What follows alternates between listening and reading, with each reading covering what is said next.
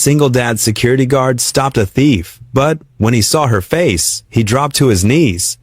Because the criminal he caught in the dark wasn't a stranger at all, but the last person he ever expected to see again, and the secret she carried was about to tear his whole world open. Before we get into the story, comment below where in the world you are watching from today. Griffin's hands trembled as he stared into the familiar brown eyes of his daughter. Eyes that mirrored his own, now filled with a mixture of fear and defiance. Mariah Rivera, no longer the toddler he remembered, but a grown woman of 22, struggled against his grip before recognition flickered across her face. "Let go of me!" she hissed, trying to wrench free. Her voice cracked with desperation. Griffin loosened his hold, but didn't release her completely. His heart hammered against his ribs as memories flooded back. Of a tiny girl with pigtails dancing in their old kitchen. Of goodbye. Kisses that became permanent farewells. "Mariah," he whispered, his voice rough with emotion. She stopped fighting and glared at him, her jaw clenched tight. "Just call the cops," she spat. "Get it over with." The fluorescent lights buzzed overhead as Griffin noticed details he'd missed in the initial shock. The dark circles under her eyes, the way her coat hung loose on her thin frame, the tremor in her hands as she clutched the backpack stuffed with stolen goods. "I'm not calling anyone," he said quietly, forcing his security guard training aside as his father's heart took over. "But we need to talk. There's nothing to talk about." Mariah's eyes darted toward the exit. "You made that clear 18 years ago." A night stalker walked past with a cart of boxes, giving them a curious look. Griffin guided Mariah toward his small office near the front of the store, grateful for the privacy it would offer. She resisted at first, but followed, her shoulders tight with tension. Inside, the cramped space, with its desk cluttered with security monitors, Griffin closed the door. The silence between them felt as vast as the years that separated them. He noticed Mariah eyeing the phone on his desk. "I meant what I said, no police," he assured her. "But I need to understand, are you in trouble?" Mariah laughed, but there was no humor in it. "When am I not in trouble? But this isn't about me." She hugged the backpack closer. "I can't afford these things, and my baby needs them." The word baby hit Griffin like a physical blow. "You have a child?" "A daughter." Mariah's voice softened slightly. "Hope. She's 6 months old." Griffin sank into his desk chair, his legs suddenly weak. "I'm a grandfather," he murmured, more to himself than to her. Then another thought struck him. "Does the baby's father help?" "There is no father," Mariah said sharply. "Not in the picture, just like some other fathers I know." The accusation stung, but Griffin knew he deserved it. "I made mistakes," he admitted. "Terrible ones, your mother and I." "Don't," Mariah cut him off. "Don't talk about Mama. She did her best after you left us. Working 2 jobs, barely sleeping." Her voice caught. "At least she stayed." Griffin rubbed his face with his weathered hands. "You're right. I failed you both. But please, let me help now. With the baby supplies, I don't need your charity," Mariah snapped, but her eyes betrayed uncertainty. "It's not charity. It's—" Griffin paused, searching for the right words. "It's what a father should do. What I should have done all along." Something in his tone made Mariah really look at him for the first time. She took in his security guard uniform, the tired lines around his eyes, the gray threading through his dark hair. "You look old," she said, almost accusingly. A small smile tugged at Griffin's mouth. "I am old, and I'm also a father again." At her confused look, he added, "You have a brother, Sammy. He's 10. Mariah's eyes widened. "You started another family?" "No, not exactly." Griffin's voice grew heavy with grief. "His mother, my wife Sarah, passed away 5 years ago. Cancer. It's just been Sammy and me since then." The revelation seemed to throw Mariah off balance. She sank into the other chair, still clutching her backpack. Is he like me?" Griffin understood the real question she was asking. He's his own person. He has autism, which makes some things challenging for him, but he's the sweetest boy you'll ever meet. Pride crept into his voice. He loves patterns and numbers, and he remembers everything he reads. He's so smart, Mariah. A complex emotion crossed Mariah's face. Curiosity mingled with something like longing, but she quickly masked it.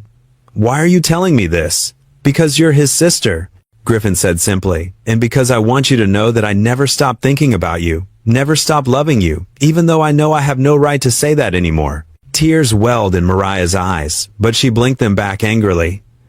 Love, you don't even know me. I'm not that little girl anymore. She gestured at the backpack full of stolen goods. I'm this. Griffin leaned forward, his voice gentle but firm. You're a mother trying to take care of her baby. I see that. Let me help. Not with charity, but with a job. The store needs cashiers, and I can put in a good word with the manager. You get employee benefits, a discount on baby supplies. Why would you do that? Mariah's voice was barely above a whisper. After everything? Because I can't change the past, Griffin said, his own eyes growing moist. But maybe I can help make the future a little better. For you and for Hope. He reached for his wallet and pulled out some bills. Take this for tonight's supplies, please. As a grandfather, not a security guard. Mariah stared at the money, conflict clear on her face. Finally, she reached out and took it, her fingers brushing against his for the first time in 18 years. The touch sent a jolt through Griffin's heart. This doesn't fix anything, she warned, but her voice had lost some of its earlier hostility. I know, Griffin agreed. But maybe it's a start? Mariah stood, adjusting the backpack on her shoulder. I'll think about the job, she said carefully, but no promises. Griffin nodded, not wanting to push too hard. He wrote his phone number on a scrap of paper and held it out to her. For whenever you're ready, day or night. She took the paper, folding it precisely before slipping it into her pocket. At the door, she paused. This brother, Sammy, what's his favorite color? The unexpected question made Griffin smile. Blue. Dark blue, like the night sky. Mariah nodded once, as if filing away this information. Without another word, she slipped out of the office and disappeared into the night, leaving Griffin alone with his thundering heart and the first fragile thread of hope he'd felt in 18 years. Let go of me, Mariah hissed, trying to wrench her arm free from Griffin's grip. Her face twisted with anger as recognition dawned in her eyes. You've got to be kidding me. Griffin stood frozen, his mouth dry, his heart hammering against his ribs. The security guard uniform felt too tight around his neck. The fluorescent lights buzzed overhead, casting harsh shadows across his daughter's face, a face he hadn't seen in 18 years except in old photographs and dreams. Mariah, he managed to whisper, his voice rough with emotion. She spat at his feet, making him flinch. Don't you dare say my name. You lost that right a long time ago. The backpack she'd been filling was still clutched in her other hand, formula and diapers visible through the half-zipped opening. Griffin's training told him to call the police, to follow protocol, but his heart, his father's heart, wouldn't let him. Please, he said softly, loosening his grip but not letting go, completely. Just come with me for a minute. Why should I? Mariah's voice cracked slightly, betraying the emotion behind her fierce exterior.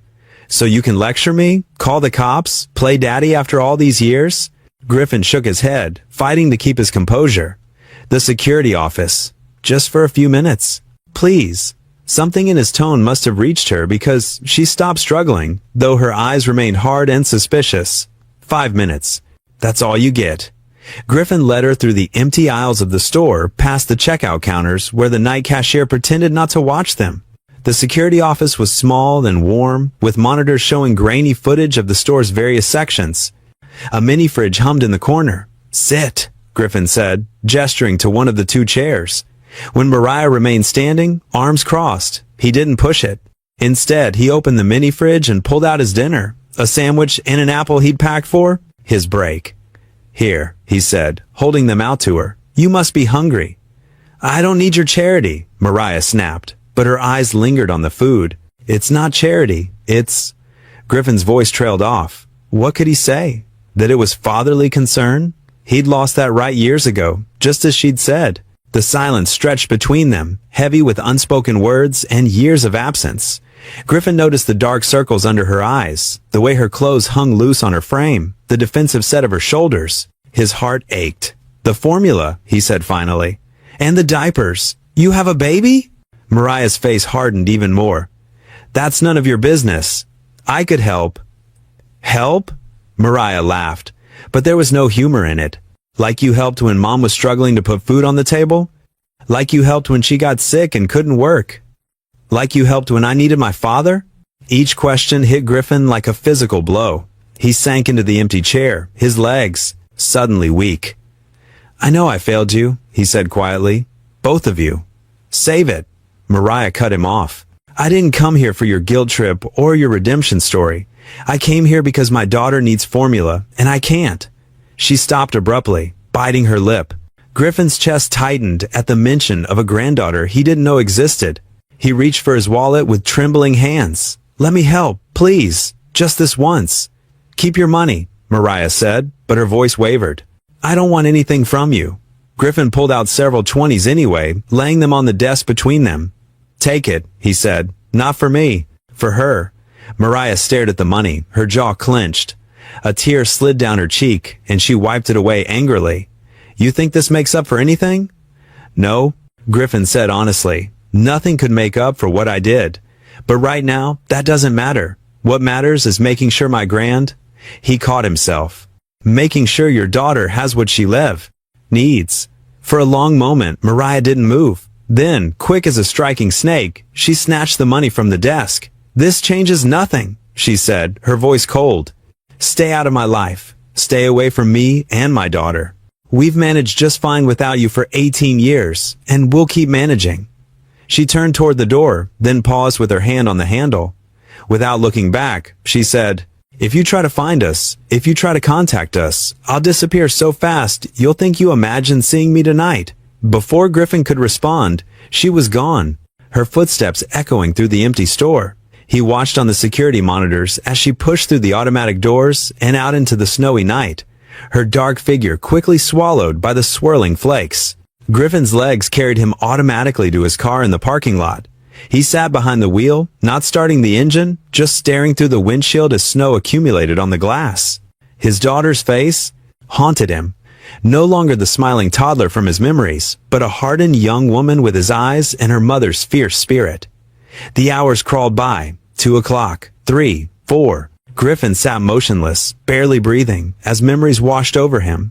Mariah's first steps, her infectious laugh, the way she used to call him daddy with such pure love and trust. The day he walked away, convinced he was too broken to be the father she deserved. The years of silence that followed, filled with regret and shame. At 5:30, the morning crew began arriving, their headlights sweeping across his snow-covered car.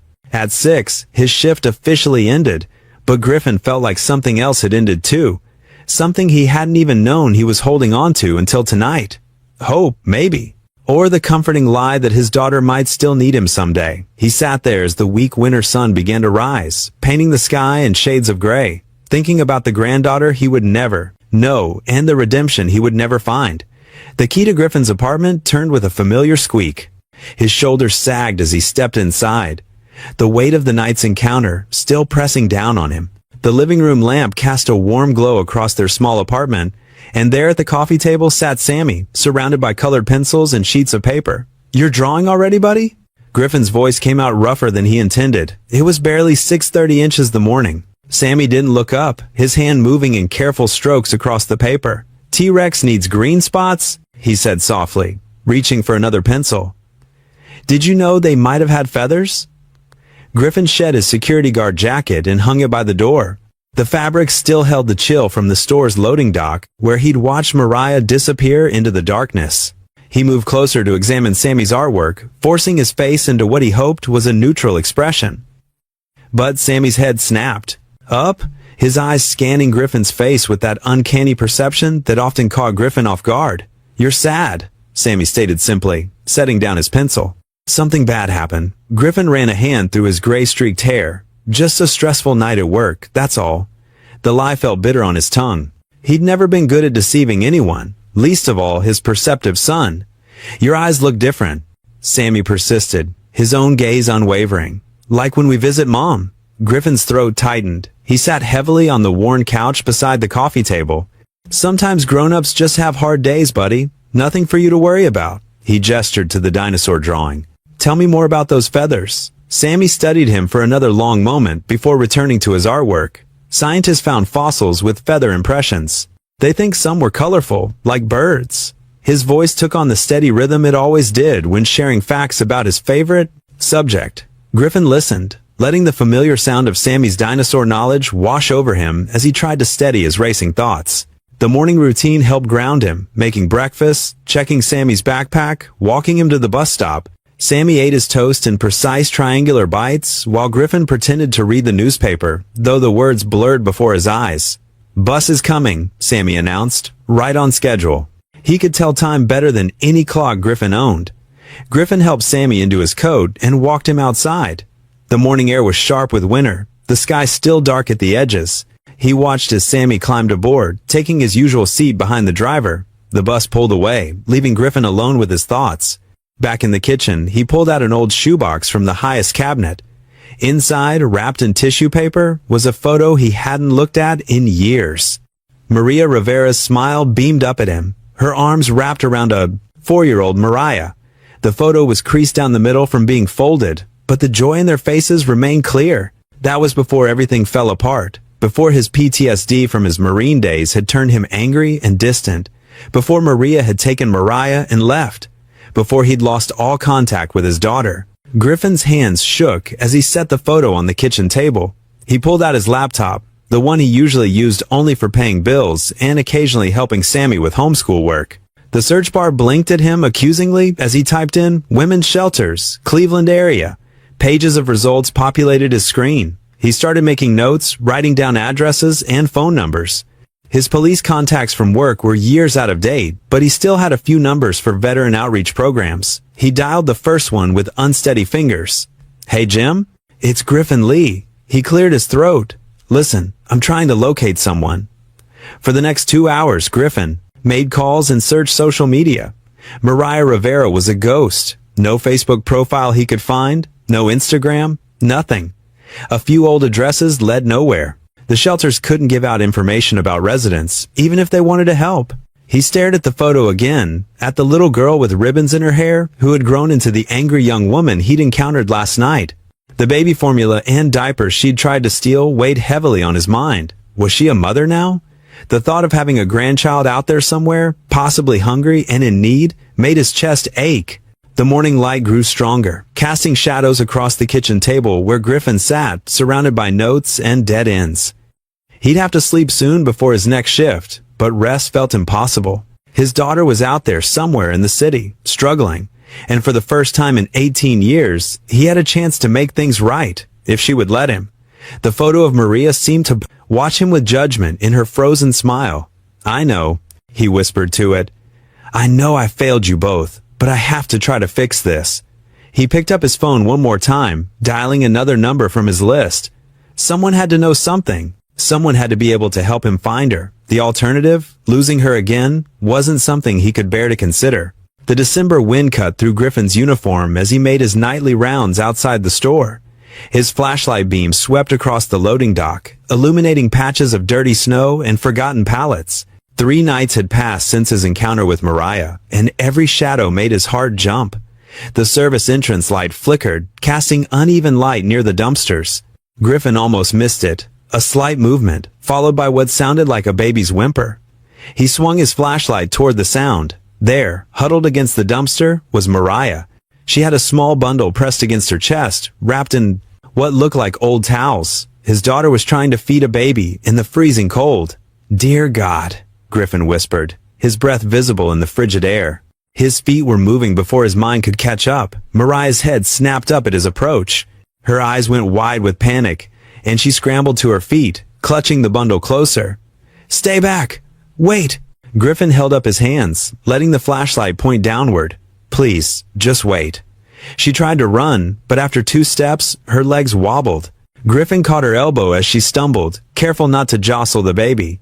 The bundle let out another weak cry. "Let me help," Griffin said softly, the way he often spoke to Sammy when his son was overwhelmed. "Please, it's freezing out here." Mariah's face was pale, dark circles under her eyes. She looked ready to collapse. "I don't need your help," she said, but her voice cracked. "That baby needs to be warm." Griffin gestured toward the store's back entrance. "At least come inside. For a few minutes. There's a break room with heat." Mariah glanced down at her baby, then at the dark alley behind her. Another icy gust of wind made her shiver violently. Finally, she gave a small nod. Griffin led them through the employee entrance, past the storage room, and into the small break room. The fluorescent lights hummed overhead as he turned up the ancient wall heater. Mariah sank into a chair, adjusting the towels around her baby. Now in the light, Griffin could see his grandchild's face. Tiny features, pink from the cold, with a dusting of dark hair. His throat tightened. "How old?" he managed to ask. 6 months. Mariah's voice was barely audible. She wouldn't meet his eyes. "Her name is Hope." Griffin grabbed his lunch bag from his locker and pulled out an unopened bottle of water and a sandwich. He placed them on the table in front of Mariah. "When did you last eat?" She stared at the food for a long moment before picking up the sandwich with one hand, the other still cradling Hope. She took a small bite, then another, larger one. "You can't stay on the streets," Griffin said carefully. "Not with a baby. Not in this weather. We manage." But her voice wavered. "Come home with me." The words came out before he could second-guess them. "I have space, a warm bed, real food." Mariah's jaw tightened. "I'm not some charity case. You're my daughter," Griffin said.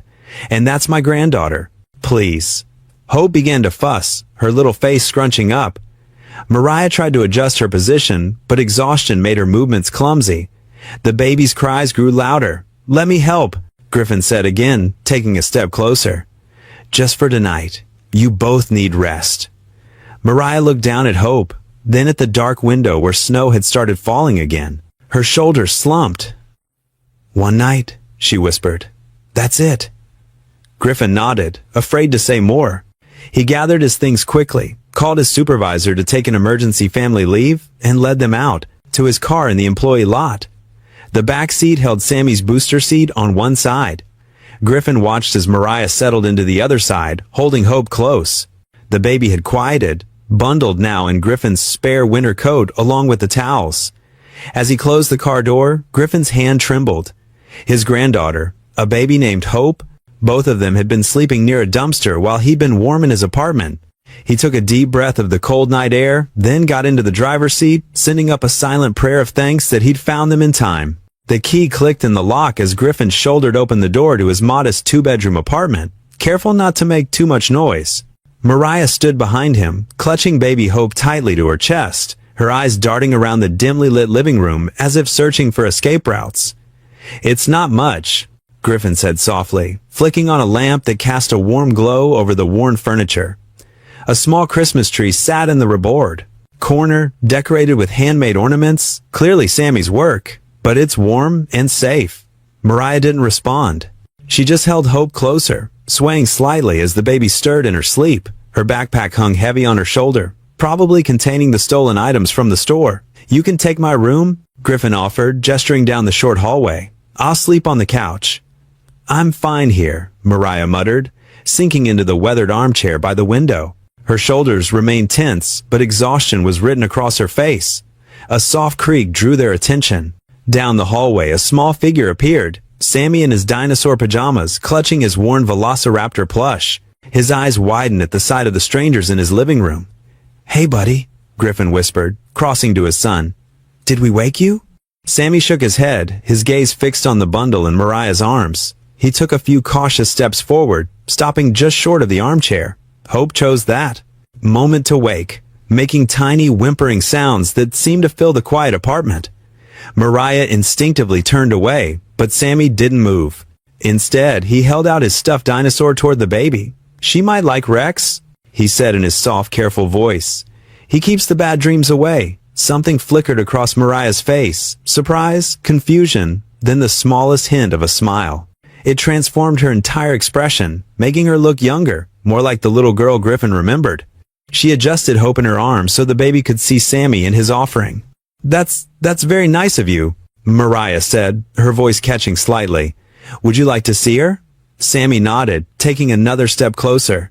Hope's tiny hand reached out, grabbing at the dinosaur's tail. A delighted giggle escaped her, making Sammy beam. Griffin watched the scene unfold, his heart tight in his chest. He cleared his throat. "How about some breakfast? You both must be hungry." In the kitchen, Griffin moved on autopilot, pulling out eggs, bread, and bacon from the fridge. The familiar routine of cooking helped steady his shaking hands. Behind him, he could hear Sammy's quiet voice as he introduced Hope to each of his favorite dinosaurs, which he'd apparently run to retrieve from his room. This is Trike, he's a Triceratops. And this is Blue. Sammy's gentle narration continued as Griffin worked at the stove. The smell of food slowly filled the apartment. Griffin made enough for an army, eggs scrambled just the way Sammy liked them, crispy bacon, toast with butter, and a pot of strong coffee. He'd learned from raising Sammy that routine and familiar comforts helped in uncertain situations. When he turned around with loaded plates, he found Mariah had moved to the couch. Hope lay in her lap, happily grasping Sammy's velociraptor, while Sammy sat cross-legged on the floor, carefully arranging his dinosaur collection for her entertainment. "Here," Griffin said, setting a plate on the coffee table in front of Mariah. "Eat while it's hot." She stared at the food for a long moment before picking up the fork. The first bite seemed to break something loose in her, and she began eating quickly, as if afraid it might disappear. Griffin noticed how thin she was, how her clothes hung loose on her frame. Sammy tugged at Griffin's sleeve as he distributed the rest of the plates. "Daddy," he whispered, though his whisper was loud enough for everyone to hear. "Is that my sister?" The fork in Mariah's hand stilled. Griffin felt the weight of both their gazes on him, Sammy's innocent curiosity and Mariah's guarded wariness. The truth sat heavy in his throat, too complex to explain, too important to ignore. "Yes, buddy," Griffin finally answered, his voice rough. "That's your sister Mariah, and that's your niece, Hope." Sammy considered this new information with his usual thoughtful expression. "Oh," he said simply. Then, turning to Mariah, "Do you like dinosaurs?" A strange sound escaped Mariah, something between a laugh and a sob. I used to," she admitted. "When I was little, the morning light grew stronger outside, filtering through the worn curtains. They ate in relative silence, broken only by Hope's occasional coos and Sammy's quiet explanations about his dinosaur collection." Griffin watched as some of the tension gradually eased from Mariah's shoulders. After breakfast, when Sammy had returned to his room to get dressed for school, Mariah stood awkwardly in the living room, Hope drowsy against her shoulder. "I can't," she started, then stopped. "We shouldn't." "Stay," Griffin said quietly, "just for a couple nights. Until you figure things out," he gestured to the baby. "It's too cold out there for Hope." Mariah's jaw clenched, but her eyes darted to the window where snow had started falling again. Finally, she gave a short nod. "A couple nights," she agreed. "That's it." Griffin watched as she settled back into the armchair, Hope snuggled against her chest. His daughter was here, under his roof, with a baby of her own. The reality of it seemed impossible, yet there they were. He had 1,000 questions, a lifetime of regrets, but for now, this would have to be enough. His broken family, together under one roof, if only for a couple of nights.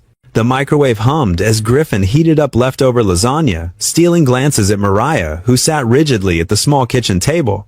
Hope dozed peacefully in her arms, wrapped in one of Sammy's old baby blankets they'd found in storage.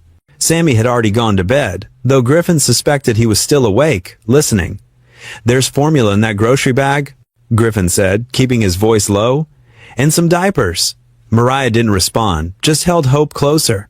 The microwave beeped, and Griffin set a steaming plate in front of her. He grabbed his own serving and sat across the table, the distance between them feeling like miles. "You should eat while." "It's hot," he suggested, pushing a fork toward her. Mariah adjusted Hope to one arm and picked up the fork with her free hand. She took a small bite, then another, hunger overtaking her hesitation.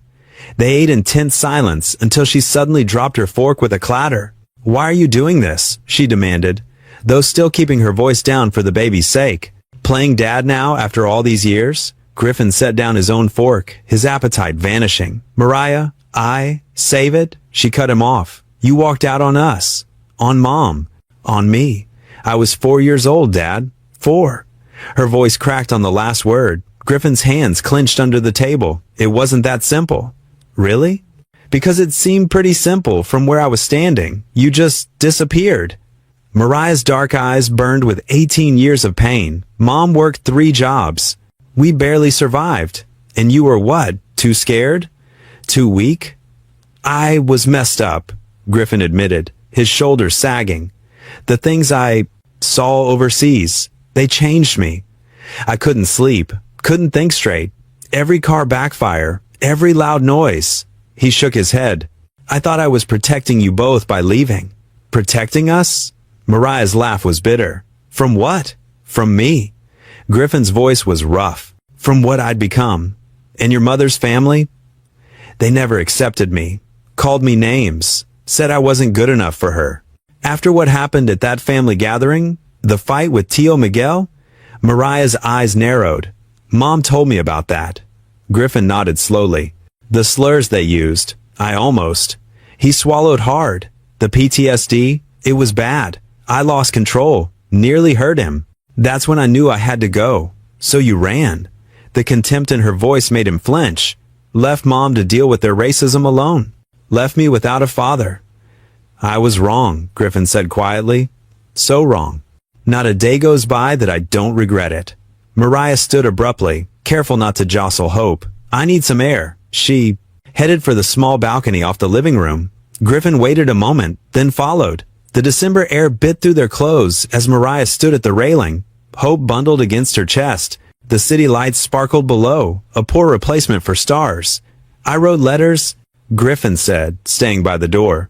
Hundreds of them, never sent them. Too ashamed. Shame? Mariah's shoulders tensed. You want to talk about shame? Try being the kid whose dad abandoned her. Try explaining that to your friends, your teachers. Try watching your mom cry herself to sleep. Griffin took a step closer. I failed you both. I know that. The PTSD, the racism, they were reasons, not excuses. I should have fought harder, should have gotten help, should have stayed. But you didn't. Mariah's voice wavered. No, Griffin agreed softly. I didn't, and I've hated myself for it every day since.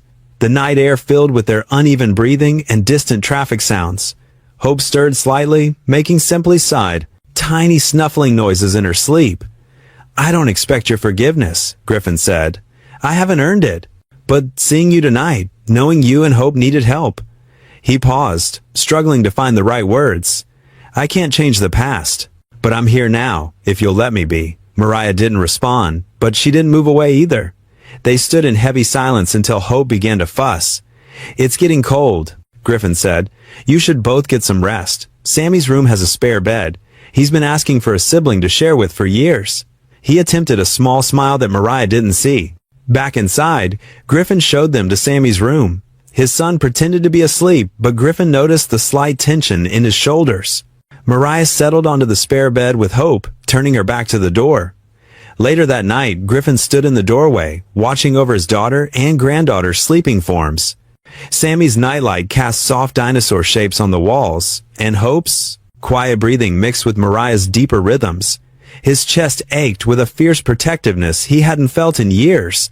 Standing there in the gentle darkness, Griffin made a silent promise to whatever power might be listening. He would not fail them again. No matter what it took, no matter how long it took, he would not let his daughter slip away a second time. Morning light filtered through the apartment's thin curtains as Griffin packed Sammy's lunch for his homeschool group. The sound of running water from the bathroom caught his attention. Mariah had been in there for nearly 20 minutes. He wouldn't have thought much of it, but then he heard her voice, hushed and anxious. I told you, I'm done. I can't. No. Listen to me. Her words were barely audible through the door. Griffin set down the sandwich he was making and moved closer to the bathroom, his security training kicking in. Years of watching for subtle signs of trouble had honed his instincts. You don't understand. I have a baby now. Mariah's voice cracked. I don't care what Joey says. Find someone else. Griffin's heart pounded. He stepped back from the door and busied himself in the kitchen as the bathroom door opened. Mariah emerged, her face pale and drawn. She wouldn't meet his eyes. Everything okay? He asked, trying to keep his tone casual.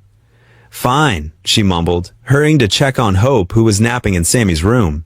Later that afternoon, while Mariah was feeding Hope, Griffin noticed her backpack had fallen over near the couch. A small black burner phone had slipped out. His stomach clenched. He'd seen enough of these disposable phones during his security work to know what they meant. People who didn't want to be traced. He picked up the phone, walked to Sammy's room, and held it up. We need to talk. Mariah's face went white. She clutched Hope closer to her chest. That's private. Who were you talking to this morning? Griffin's voice was steady but firm. And, don't tell me it was no one. Tears welled in Mariah's eyes. She looked down at Hope, who was contentedly drinking her formula. I got mixed up with some people. Before Hope. She swallowed hard. They had me running jobs. Small stuff at first. Stealing from stores, being a lookout. Griffin sat down heavily on Sammy's desk chair. Go on. After I got pregnant, they said I could still be useful. Said I'd look less suspicious. Her voice shook. But the jobs got bigger. More dangerous. When Hope was born, I knew I had to get out. They wanted me to carry drugs with her in the car. She wiped her eyes. I refused. Disappeared. But they found me. They always find me. Griffin's hands tightened on the arms of the chair. He wanted to shout, to demand how she could have gotten involved with such people. But one look at her face, young, scared, trying so hard to protect her baby, stopped him. He'd failed her once by walking away. He wouldn't fail her again. These people, he said carefully. They're still looking for you? Mariah nodded. Joey, their leader, he doesn't like losing useful people. Says I owe him. Griffin stood up and pulled out his cell phone. I'm calling Pastor Raina. No, Mariah started to rise, but Hope's small protest made her settle back down. No police, no churches. They'll just make everything worse. Pastor Raina isn't just a pastor, Griffin explained, already dialing. She runs a protection program for people trying to get out of dangerous situations. She has connections with legitimate organizations that can help. He paused. And she knows how to be discreet. While Mariah fed Hope, Griffin spoke quietly with Pastor Raina in the living room. Within an hour, she had helped arrange for additional security measures and started the process of getting Mariah into a program that would help her build a new life, legally and safely.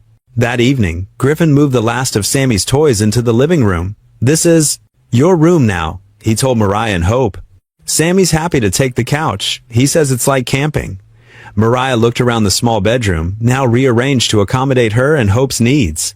Dad, She stopped, seeming surprised by her own use of the word. You don't have to do this. Yes, I do. Griffin checked the new locks he'd installed on the windows. You're my daughter. Hope's my granddaughter. And I'm not losing either of you again. Later that night, a sharp noise outside the apartment made Griffin's eyes snap open. Years of military and security work had left him with light sleeping habits.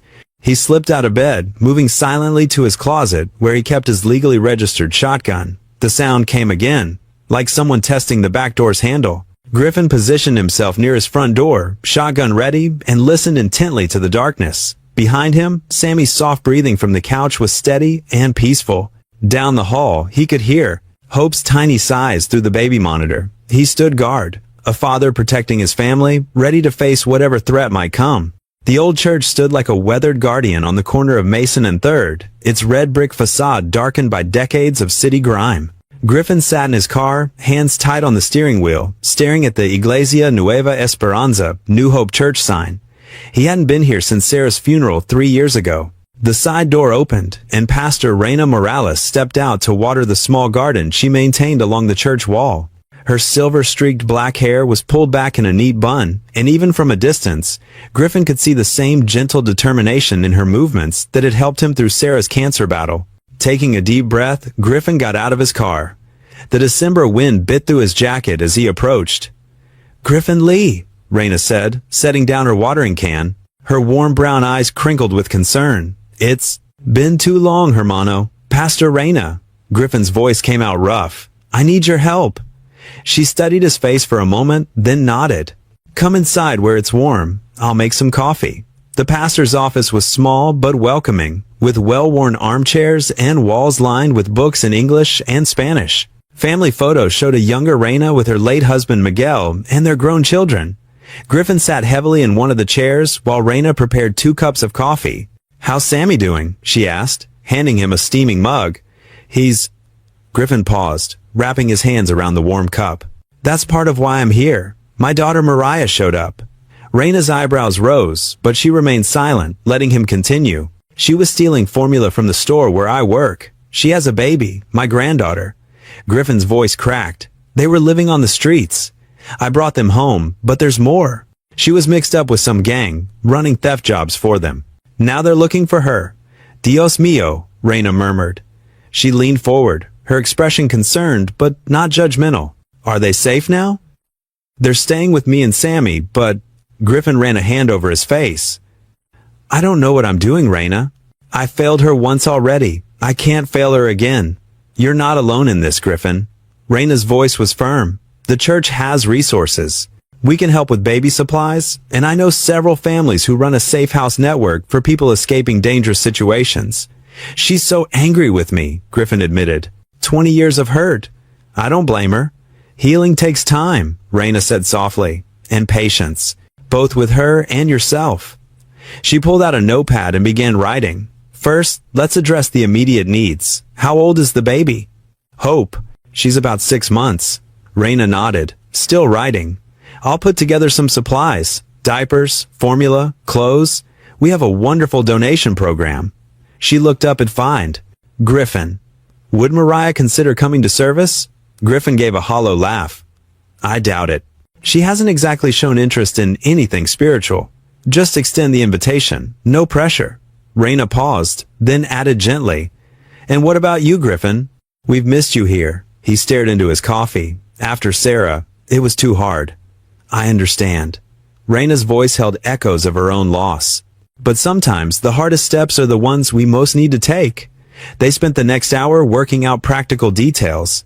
Raina connected Griffin with 2 security companies that needed extra holiday help, and he immediately arranged to pick up evening shifts that wouldn't conflict with his regular night work. Every extra dollar would help with the mounting expenses of caring for an infant.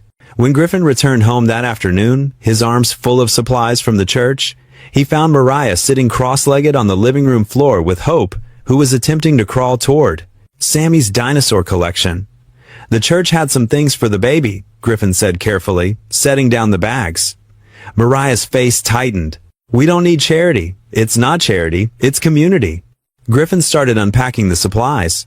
Pastor Raina asked if you'd like to come to service sometime. No pressure, they're bilingual services. A church? Mariah scoffed, but her eyes lingered on the fresh diapers and warm baby clothes. That's your solution? No, Griffin said quietly, but it's a start. They have resources that could help, people who understand complicated situations. Mariah picked up one of the tiny sweaters, running her fingers over the soft fabric. Hope gurgled and finally managed to grab one of Sammy's smaller plastic dinosaurs. One service, Mariah said finally, not looking at him. Just one. And only because we need the help. Griffin nodded, careful to keep his face neutral despite the surge of hope in his chest. That's all I'm asking. The following. Sunday, they filed into a back pew, Griffin, Mariah holding Hope, and Sammy clutching his comfort dinosaur. Pastor Raina spoke from the pulpit, alternating seamlessly between Spanish and English. Her words about grace and second chances washing over them like gentle rain. Mariah sat stiffly through the service, barely acknowledging Raina's warm welcome afterward. But when the pastor produced a hand-knitted baby blanket for Hope, Griffin saw his daughter's shoulders relax slightly. The ladies in our prayer group made it, Raina explained, her smile genuine as Hope grabbed at the colorful yarn. Thank you, Mariah mumbled, and though her tone was cool, she carefully wrapped Hope in the blanket for the ride home. That evening, after putting Sammy to bed, Griffin prepared for his first side job, security at a shopping center's extended holiday hours. His body already ached from his regular shift the night before, but the extra income would be worth it. You don't have to work yourself to death, Mariah said from the kitchen doorway, watching him check his security belt. I want to, Griffin replied simply. You and Hope need things. Good formula isn't cheap, and neither are diapers. Something flickered across Mariah's face. Pain, guilt, or maybe both. She disappeared into Sammy's room without another word. But when Griffin headed for the door, he found a sandwich wrapped in foil on the counter. It wasn't forgiveness, not yet. But as Griffin drove to his extra shift, the simple gesture felt like the first crack in a very thick wall. One small step toward healing, toward hope. And for now, that would have to be enough. The winter sunlight filtered through the stained glass windows of Pastor Raina's office, casting pools of colored light across the worn carpet. Mariah sat stiffly in one of the armchairs, her arms crossed over her chest. Griffin occupied the chair beside her, while Raina settled behind her desk, her gentle presence filling the small space. This is a safe place, Raina said softly, her accent wrapping warmly around the words. Whatever is shared here stays here. Mariah glanced at Griffin, then back at her shoes. I don't need therapy. Think of it as a conversation, Raina suggested. One where everyone gets to speak their truth without judgment. Griffin cleared his throat. Maybe I should start. He leaned forward, elbows on his knees, staring at his clasped hands. I never told you the whole story, Mariah. About why I left. Mariah's jaw tightened, but she didn't speak. The Marines changed me, Griffin began. I came back different, angry, couldn't sleep, jumped at every sound. His voice grew hoarse. Your mother tried to help, but I pushed her away. The nightmares got worse. One night, I thought I heard gunfire. It was just a car backfiring, but I grabbed you both and forced you to hide in the closet for hours. Raina watched them both carefully as Griffin continued. The brass called it PTSD, gave me a dishonorable discharge when I couldn't keep it together. He swallowed hard. The shame ate at me. The looks we got, a mixed couple in that neighborhood, me acting crazy, it was too much. I convinced myself you'd both be better off without me. You were wrong, Mariah said quietly. But some of the ice had left her voice. I know that now, Griffin agreed. I tried to find you when you were 12, tracked down your mother's new address in Cincinnati. But she'd remarried. You seemed happy in the photos I saw through the window. I was a mess. I thought showing up would only hurt you more. Mariah's fingers played with the hem of her sweater. Mom's husband turned out to be a drunk. We left when I was 15. She paused. Would have been nice to have somewhere else to go. The silence hung heavy between them. Raina let it stretch, giving them space to feel the weight of their shared pain. Later that afternoon, back at Griffin's apartment, Mariah sat cross-legged on the living room floor with Hope in her lap. Sammy had spread his dinosaur collection in a neat semicircle around them, carefully explaining each one's name and species. This is Terry the T-Rex, he said softly, holding up a well-loved plastic dinosaur. He's scary looking, but actually very gentle, like Dad. Mariah glanced at Griffin, who was preparing dinner in the kitchen. He pretended not to hear, but his movements slowed as he listened. And this is Sarah the Stegosaurus, Sammy continued, showing Hope a blue dinosaur. She's named after my mom. She's in heaven now, but Dad says she watches over us. Hope gurgled, reaching for the toy. Sammy carefully let her hold it, beaming when she didn't immediately try to put it in her mouth. You're good with her, Mariah said. I like being a big brother, Sammy replied matter-of-factly, even though I'm actually the little brother. It's confusing, but nice. A small laugh escaped Mariah's lips, surprising her. It had been so long since she'd laughed, without thinking about it first. From the kitchen came the quiet sounds of Griffin's evening prayer. Lord, thank you for this food and for bringing my family together. Help us heal. Amen. Mariah watched him through the doorway, noting how he crossed himself the way her mother had taught her.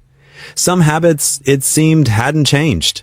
That evening, as the temperature dropped outside, Sammy appeared in the living room with 4 mugs of hot cocoa balanced carefully on a tray. He'd been practicing carrying things without spilling, and his face shone with pride as he set the tray down without incident.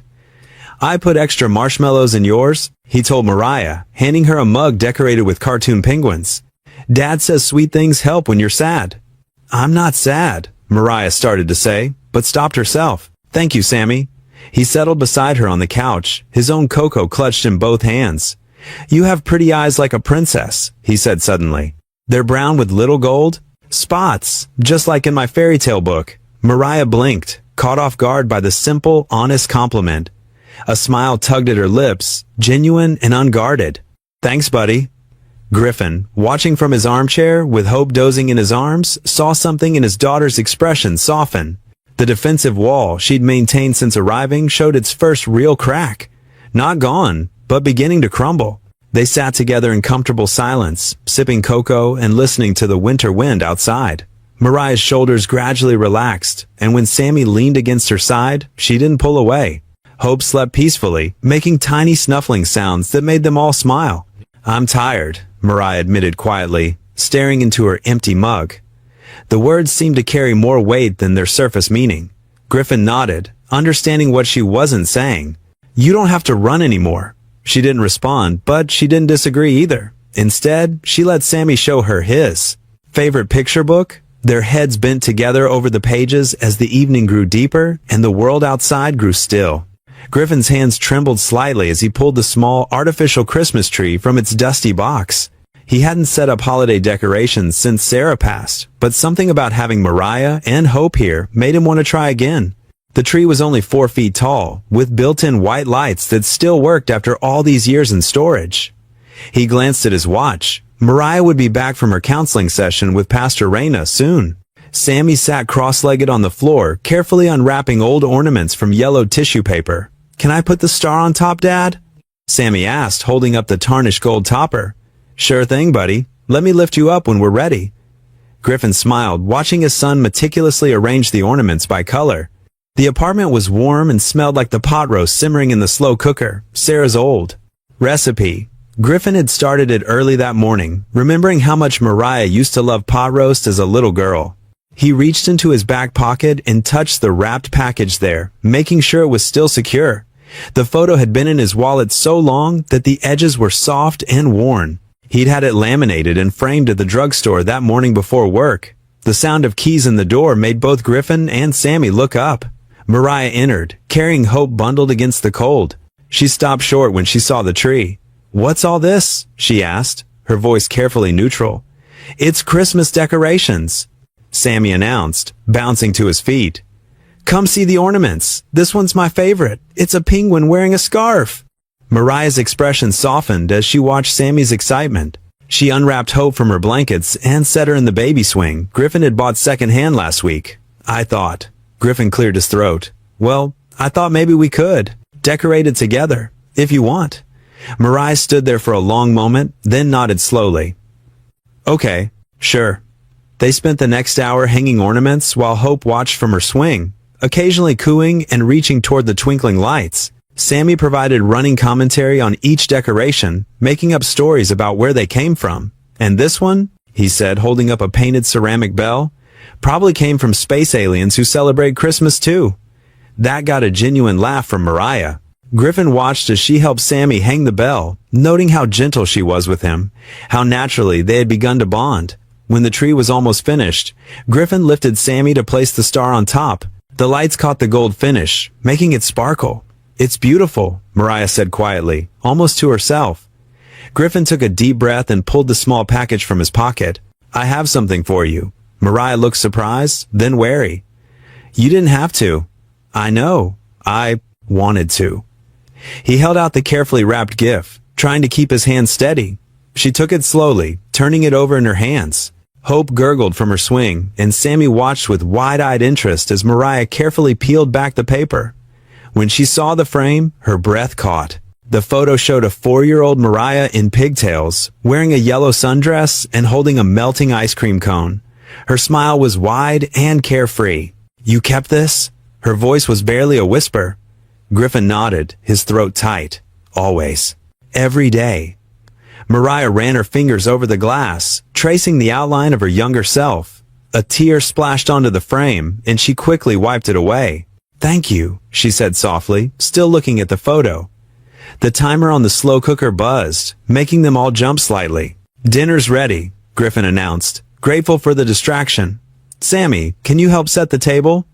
They gathered around the small kitchen table, which felt full for the first time in years. The pot roast filled the apartment with warmth and savory aromas.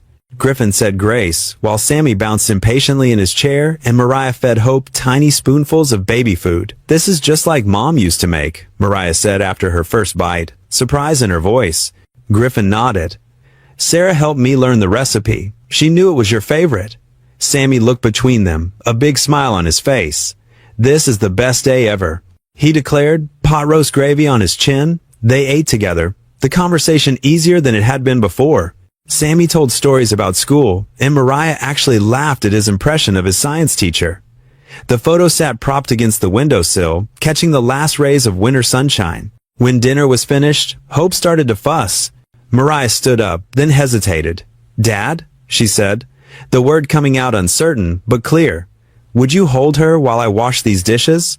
Griffin had to blink hard several times, his vision suddenly blurry. "Sure," he managed, keeping his voice steady as he stood to take the baby. "Sure, I can do that." He cradled Hope against his chest, breathing in her baby powder smell, while Mariah and Sammy worked together at the sink. Through the window, he could see snow starting to fall, big flakes drifting down in the gathering dusk. Hope snuggled against him, her tiny hand gripping his shirt. Behind him, he could hear Sammy teaching Mariah their special dishwashing song, their voices mixing with the soft clinking of plates and the gentle humming of the Christmas tree lights. The night was still, except for the soft whirring of the heating system. Mariah tossed in her sleep, tangled in the sheets of Sammy's bottom bunk. Above her, Hope slept peacefully in her portable crib, while Sammy dozed in the top bunk, his dinosaur nightlight casting gentle shadows on the wall. In her dream, Mariah was back in the dark van. The musty smell of cigarettes and cheap beer filled her nostrils as Marcus, the crew's leader, barked orders from the driver's seat. Just walk in like you own the place, pretty girl. Cry if you have to. Make them feel sorry for you. The familiar panic rose in her chest as Dream Marcus grabbed her arm, his fingers digging into her skin. Don't mess this up, or your baby won't eat this week. The van's metal floor vibrated beneath her feet, and the darkness pressed in closer. Mariah bolted upright with a scream, her heart hammering against her ribs. Sweat dampened her t-shirt as she gasped for air, her eyes darting around the unfamiliar room before remembering where she was, safe, in her father's apartment. Heavy footsteps thundered down the hallway. The door flew open, and Griffin appeared in his worn gray sweatpants and faded Marine's t-shirt, his eyes alert despite the late hour. Mariah? What's wrong? I'm sorry, she whispered, noticing Sammy stirring above. Just a nightmare. I didn't mean to wake everyone. Griffin's shoulders relaxed slightly, but concern remained etched on his face. He approached carefully, like someone approaching a spooked animal. Want to talk about it? Kitchen's quiet. Mariah glanced at Hope, still sleeping soundly, then nodded. She followed Griffin to the kitchen, where he filled 2 mugs with water and put them in the microwave for hot chocolate.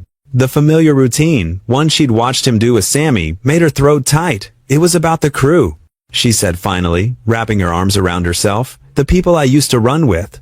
Griffin set the steaming mugs down and sat across from her at the small kitchen table. His face remained neutral, but his jaw tightened. The ones who made you steal? They didn't make me. Not at first. Mariah stared into her cocoa. I chose it. I was desperate, sleeping in shelters with Hope. Marcus, he's their leader. He made it sound so easy. Just be a distraction, he said. Look helpless. While security was busy with me, they'd clean out the stockroom. Griffin's hands clenched around his mug. They used you as bait. Yeah. Mariah's voice cracked. But it got worse. They started talking about bigger scores, armed robbery. I told them I was done, but Marcus said I knew too much.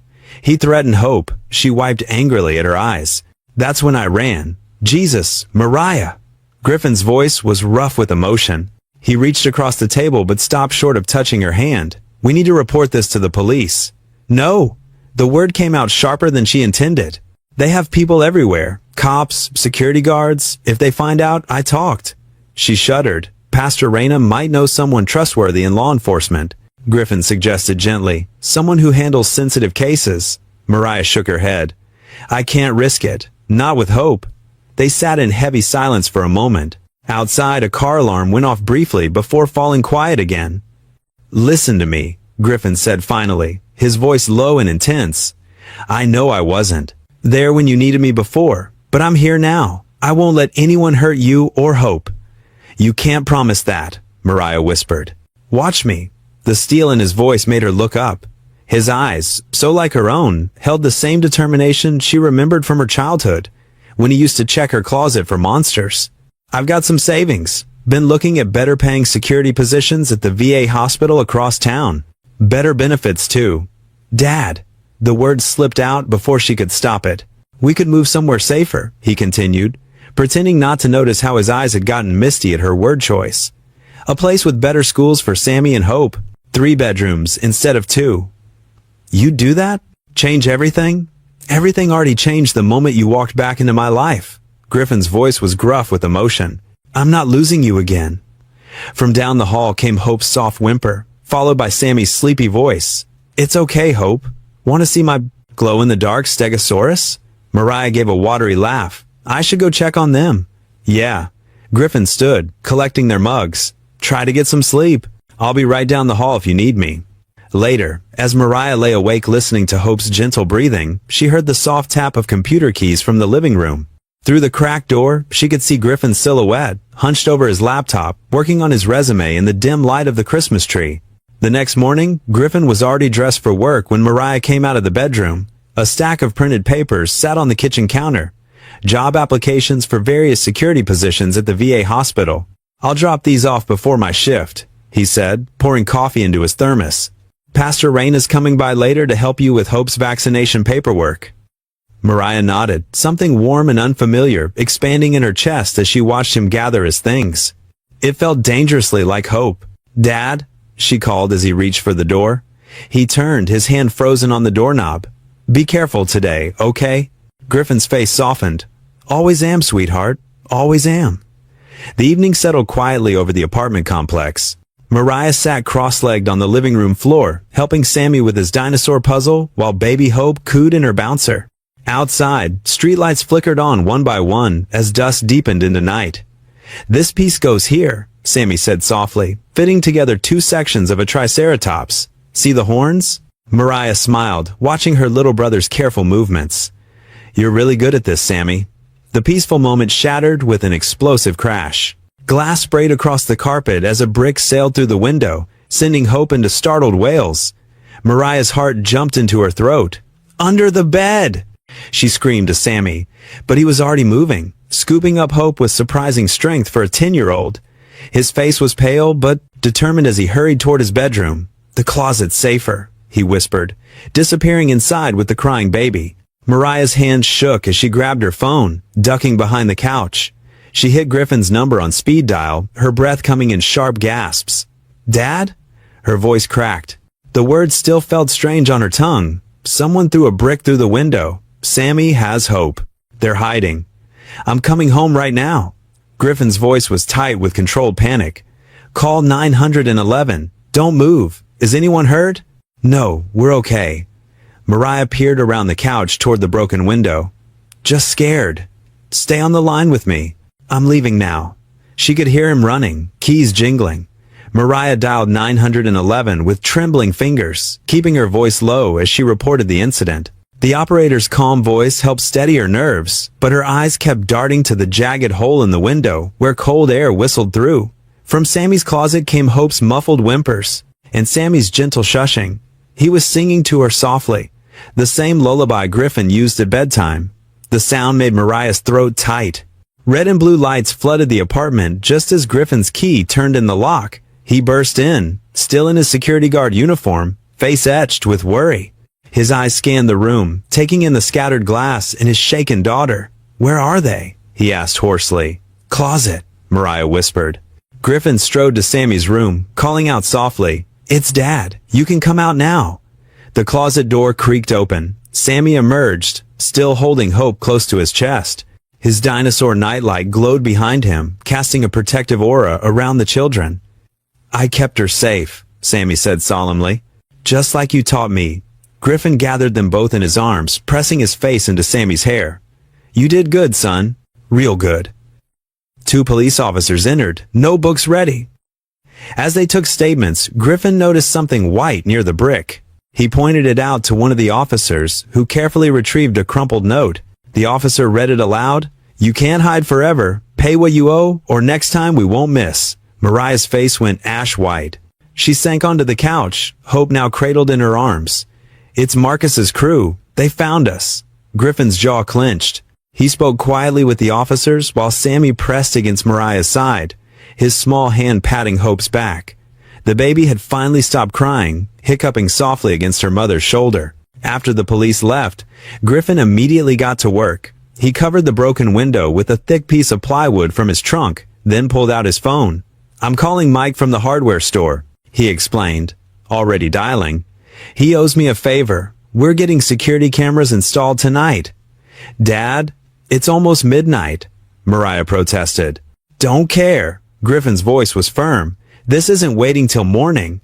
An hour later, Mike arrived with cameras and mounting equipment. Griffin helped him install them, one facing the parking lot, one covering the walkway to their door, and one overlooking the window. The system linked directly to Griffin's phone. Inside, Mariah had finally coaxed Sammy to bed, though he insisted on keeping his closet door open. Hope slept in her portable crib next to Mariah's bed. one tiny fist curled around her mother's finger. Griffin found Mariah in the kitchen, staring into a cold cup of tea. "I'll go to the police station first thing tomorrow," she said quietly. "Tell them everything about Marcus and the crew. I should have done it sooner." "You were protecting Hope." Griffin sat across from her. "But you're right. It's time. We'll go together." "I'm sorry," she whispered. "I brought this danger to your home. To Sammy." Griffin reached across the table, covering her hand with his. "This is your home too, and we protect our own." Mariah nodded, tears spilling down her cheeks. "I never thought I'd have this. Again, a family." "Get some sleep," Griffin said gently. "I'll take first watch." After Mariah retired to her room, Griffin retrieved his old baseball bat from the hall closet. He positioned himself on the couch with a clear view of both the window and the front door. The bat lay across his lap, its worn handle smooth and familiar in his grip. The apartment settled into silence, broken only by the soft whir of the heating system and distant traffic. Griffin sat motionless in the darkness, his military training kicking in as he maintained his vigil. His phone screen glowed softly, showing 3 different camera angles of the quiet exterior. He thought of Sammy's bravery, of Mariah's fear, of tiny Hope who deserved better than this chaos. His grip tightened on the bat. Tomorrow they would go to the police, set things in motion to end this threat. But tonight, he would guard his family's sleep, ready to face whatever came through that door.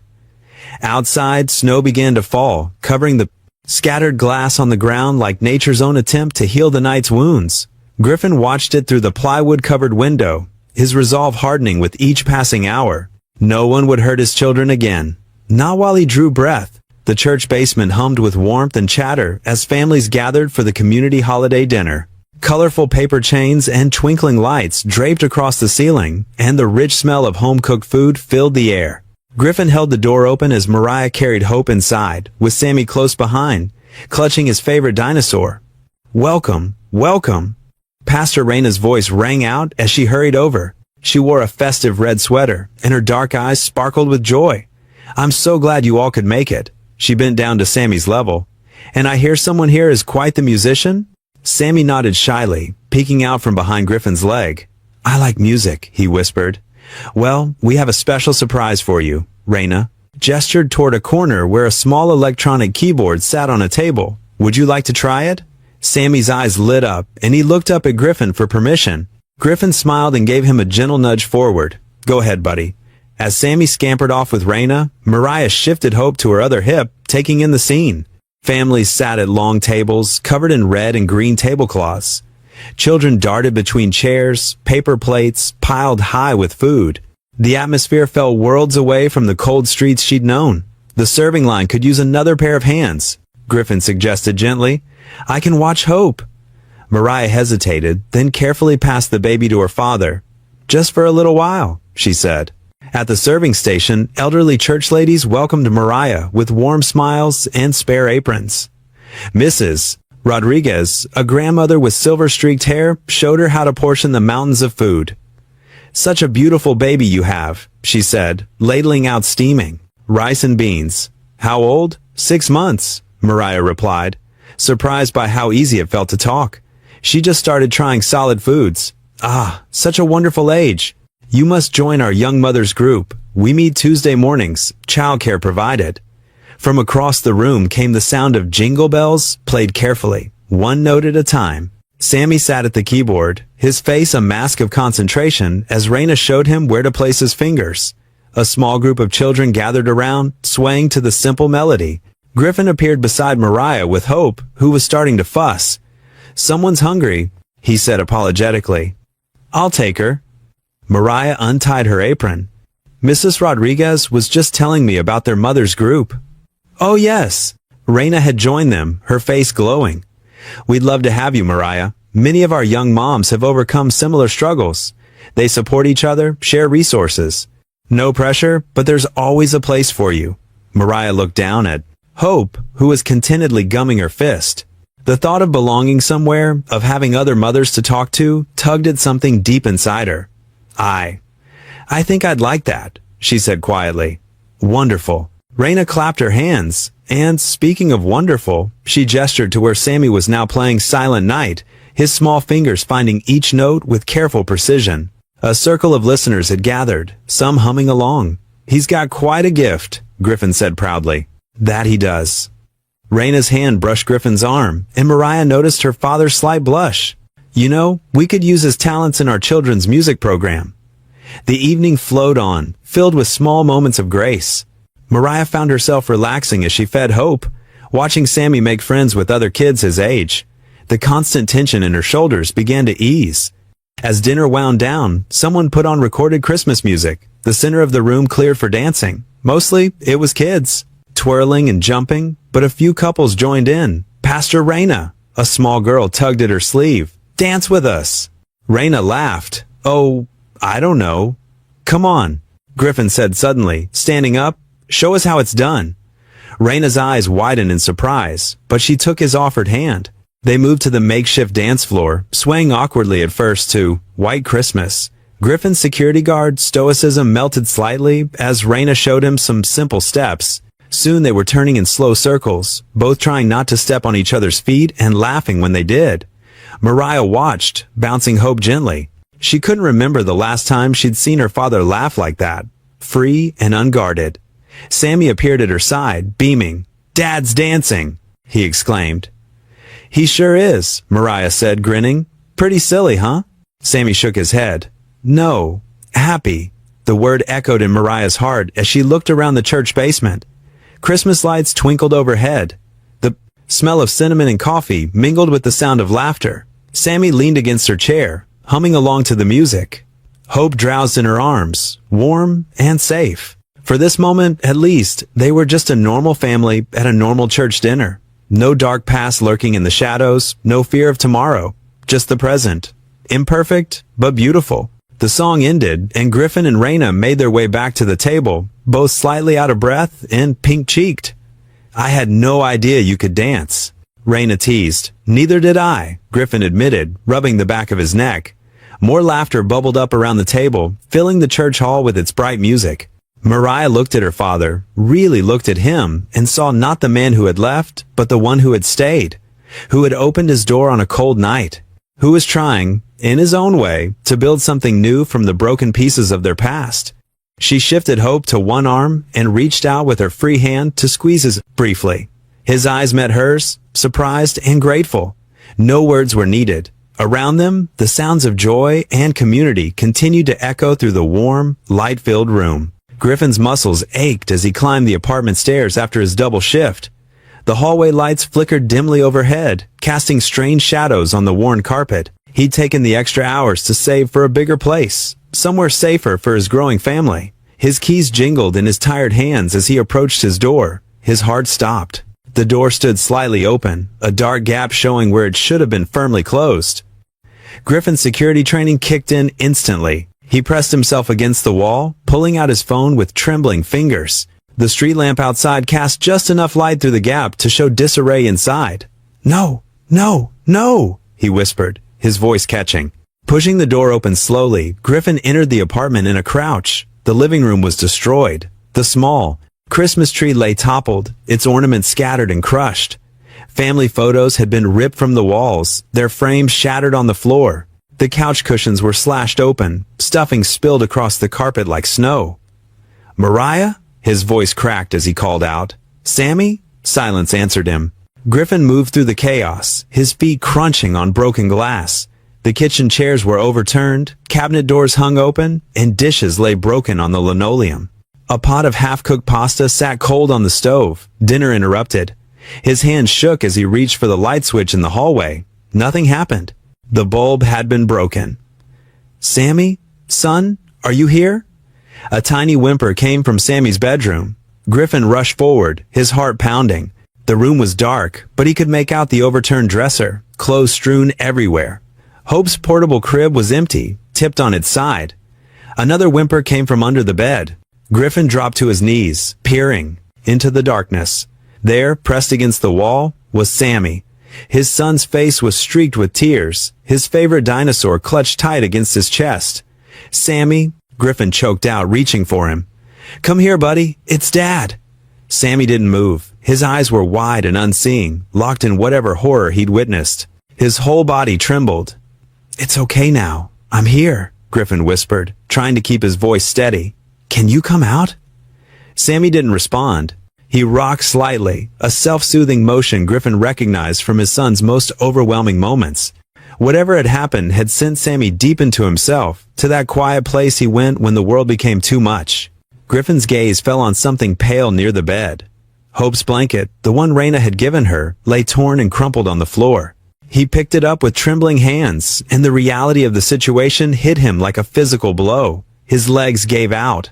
Griffin collapsed beside the bed, clutching the blanket to his chest as sobs racked his body. The tears came hard and fast, years of carefully maintained control shattering in an instant. His daughter was gone again. His granddaughter was gone. And this time, it wasn't his own mistakes that had taken them. They'd been stolen from him. Through his tears, Griffin fumbled for his phone. He could barely see the screen, but his fingers found Raina's number automatically. The phone rang once, twice. "Griffin?" Raina's warm voice answered. "It's late. Is everything?" "They took them." The words came out in a broken whisper. "They took them. Raina. Mariah and Hope are gone." The fluorescent lights in the police station buzzed overhead, making Griffin's headache worse. He sat rigid in the hard plastic chair. His hands clasped so tight, his knuckles were white. Next to him, Pastor Raina kept a steady hand on his arm, grounding him as the detective flipped through his notes with maddening slowness. "And you're certain it was forced?" "Entry?" Detective Morris asked, not looking up from his notepad. Griffin's jaw clenched. "The door was broken open. The place was torn apart. My daughter and granddaughter are missing." "What else do you need to know?" Raina squeezed his arm gently. "We understand you need to be thorough," she said to the detective, her voice calm but firm. "But time is critical here." The detective nodded, but his expression remained neutral. "We'll put out an alert, but without more concrete evidence of who took them." Griffin stood up abruptly, his chair scraping against the linoleum floor. "I have security footage from cameras I installed last week." That got the detective's attention, but the process of reviewing the footage and filing reports dragged on for another 2 hours. By the time they left the station, Griffin felt like he was going to explode. "This isn't enough," he muttered, as they walked to the parking lot. "They're treating this like it's just paperwork." Raina stopped him with a gentle touch. "What are you thinking, Griffin?" He pulled out his phone, scrolling through his contacts. "I know someone. Marcus Chen. We served together in the Marines. He runs a private security firm now." "You trust him?" Griffin nodded. "With my life, already did. More than once." 20 minutes later, they sat in Marcus's office, a sparse room with military precision in its organization. Marcus, still fit despite being in his mid-50s, studied the security footage on his laptop. His eyes narrowed as he froze the frame on one of the intruders. "There." Griffin pointed at the screen. "On his neck." Marcus zoomed in on a distinctive tattoo visible when the man turned his head, a curved dagger with a snake wrapped around it. "You recognize this?" "One of Mariah's old crew. She described it to me. The leader's right-hand man. Goes by Snake." Griffin's voice was tight with controlled rage. Marcus typed rapidly on his keyboard, pulling up various databases. Real name, Timothy. Vickers. Multiple priors for assault, trafficking, grand theft. Known associate of the East Side Kings gang. He looked up at Griffin. "This is serious business, Lee. These guys don't play around." "Neither do I." Griffin's voice was steel. "Not when it comes to my family." Raina leaned forward. "What can you tell us about their usual locations? Known hideouts?" Marcus pulled up a map, marking several points. "They operate mainly in these areas. Abandoned warehouses, condemned buildings. But they move around a lot. I need to find them." Griffin stood up, his body coiled with tension. "I can't just sit here while my daughter and granddaughter—" "Griffin." Raina's voice was gentle but firm. "We need to be smart about this. Rushing in without a plan could make things worse." Marcus nodded in agreement. "I can help. I've got contacts, resources." But Raina's right. We need to do this carefully. Back at Griffin's apartment, Sammy sat on the couch, his eyes red from crying. He hadn't spoken since they found him under the bed. Griffin knelt in front of his son, heart breaking at the fear in those young eyes. "Hey, buddy," he said softly. "We're going to find them. I promise." Sammy looked up, then suddenly scrambled off the couch. He disappeared into his room and returned clutching his favorite toy, the stuffed green dinosaur that he'd let Hope play with that first morning. "For luck," Sammy whispered, pressing the dinosaur into Griffin's hands. "Rex is brave. He'll help you find them." Griffin pulled his son into a tight hug, fighting back tears. "Thank you, Sammy. I'll keep him safe until we bring your sister and Hope home." Raina watched from the doorway, her own eyes wet. "I'll stay with Sammy," she said. "Mrs. Martinez from church will help too. We'll take good care of him." Griffin nodded, carefully tucking the dinosaur into his jacket pocket. He turned to Marcus, who was studying building layouts on his tablet. "Where do we start?" "I've got 3 possible locations," Marcus replied. "And I'm calling in some favors. We'll have backup if we need it." "Griffin," Raina called as they headed for the door. He turned back, and she met his eyes with fierce intensity. "Be careful. Sammy needs his father, and—" She hesitated, then continued softly. "So do I." Griffin's expression softened for a moment. He touched her hand briefly, then straightened his shoulders. The former Marine was visible in his bearing now, in the cold focus of his eyes. "I'll bring them home," he said. "Whatever it takes." The toy dinosaur pressed against his chest as he followed Marcus out into the gathering dusk, its small plastic heart beating with his son's trust and love. He would not fail them. Not again. Griffin's old pickup crawled through Cleveland's east side, its headlights cutting through the winter darkness. Every street corner seemed to harbor shadows, and broken streetlights created perfect hiding spots for trouble. He knew this area well. It as well was the kind of neighborhood cops avoided after dark. His hands gripped the steering wheel tighter as he approached the address his Marine buddy had texted. The smell of frozen garbage and burning trash filled the air. Abandoned houses lined both sides of the street, their windows either boarded up or broken, their yards overgrown and littered with debris. The burner phone in his pocket vibrated. Pastor Raina's message read, "Police are standing by. Please be careful. We're praying." Griffin parked 3 blocks away, behind a defunct laundromat. His military training kicked in as he conducted a thorough surveillance sweep of the area.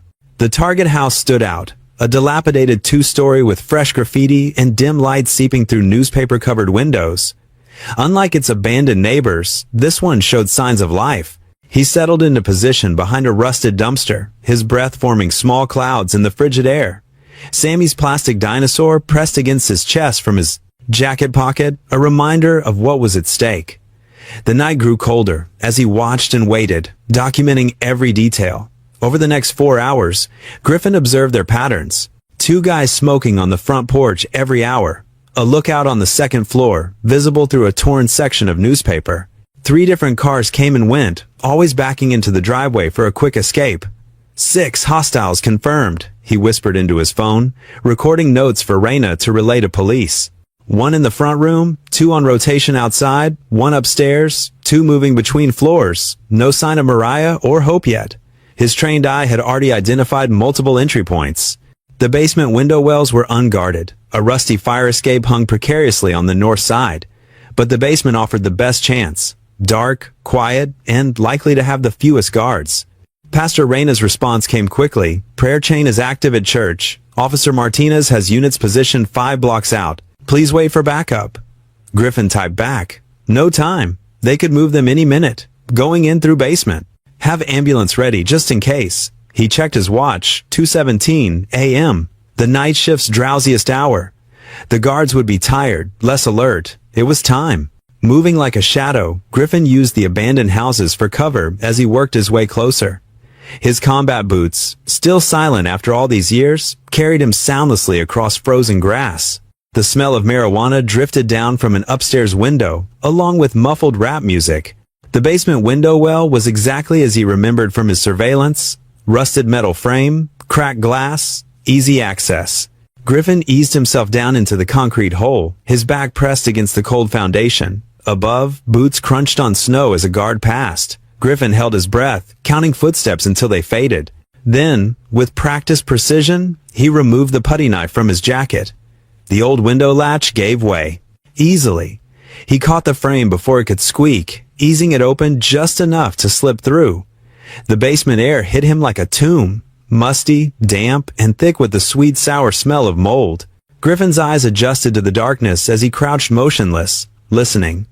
Water dripped somewhere in the darkness. The bass from the music upstairs vibrated through the ceiling. And there, the faintest sound of a baby's whimper. His heart clenched. Hope was here. Griffin moved carefully through the basement, stepping over broken furniture and avoiding patches of light from the street that filtered through the dirty windows.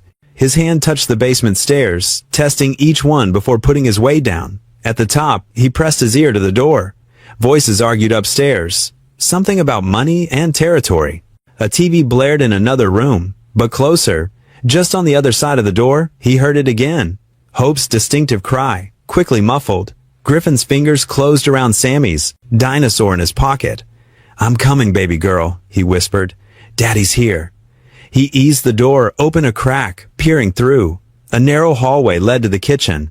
A single bulb cast yellow light over peeling linoleum, and there, sitting on a dirty mattress with Hope clutched to her chest, was Mariah. A thick chain ran from her ankle to a radiator pipe.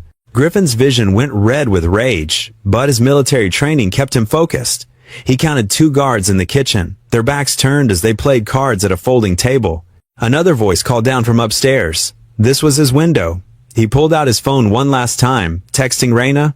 "Found them. Basement level, northeast corner. Tell police to move in on my signal." Then he pocketed the phone, took a deep breath, and prepared to rescue his daughters, both of them, or die trying.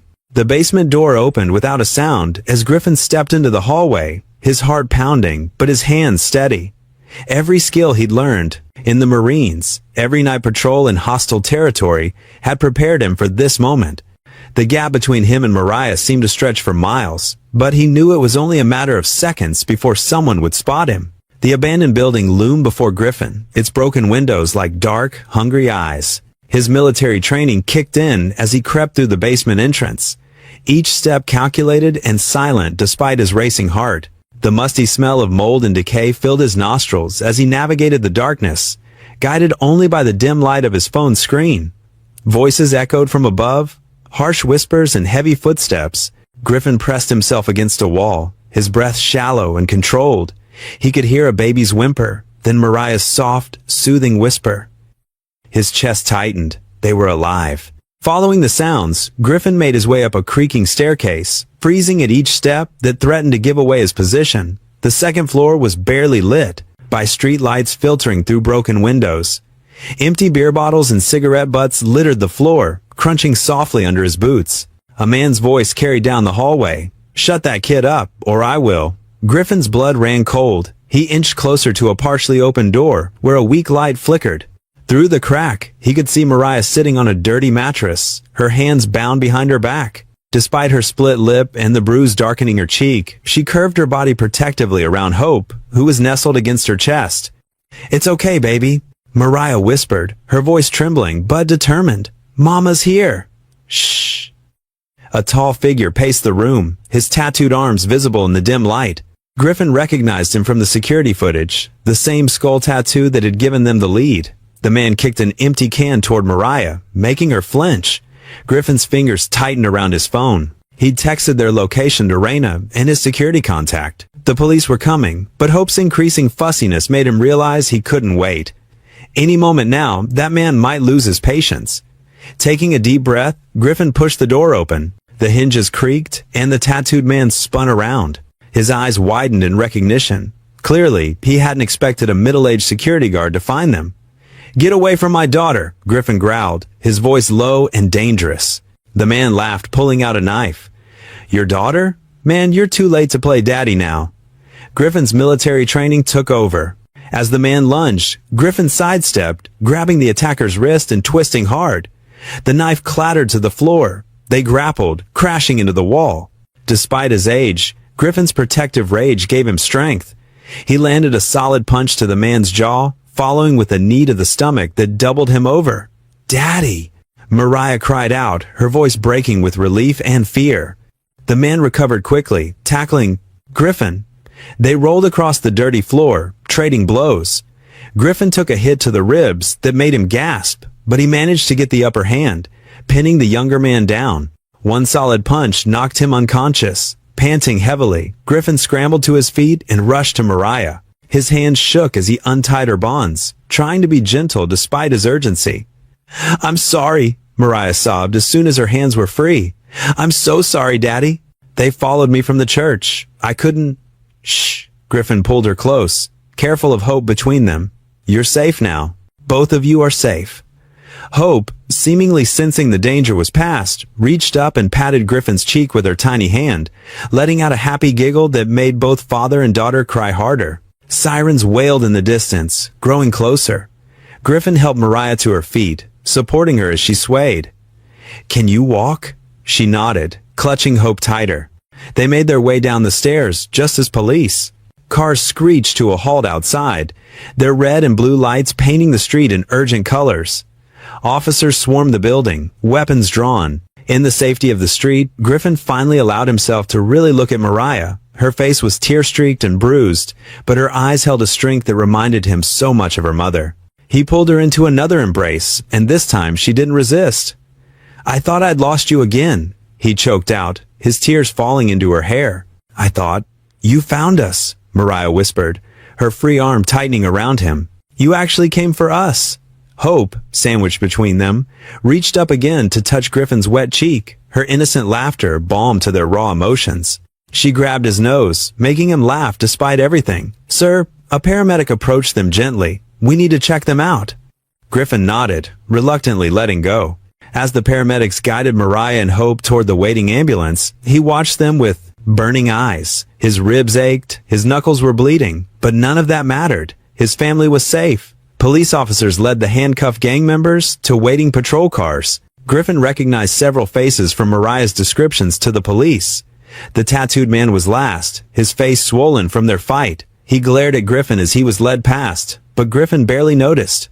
A familiar voice called out, "Griffin!" Raina ran toward them, her pastor's collar visible under her winter coat. "Thank God!" She hugged him quickly before rushing to the ambulance, where Mariah and Hope were being examined. Griffin followed, climbing into the ambulance to sit beside Mariah. Hope was already falling asleep in her mother's arms, exhausted but unharmed. The paramedic cleaned Mariah's split lip while checking her for other injuries. "The hospital's waiting for us," the paramedic said kindly. "They'll want to check the baby too, just to be safe." Griffin reached for Mariah's free hand, and she gripped it tightly.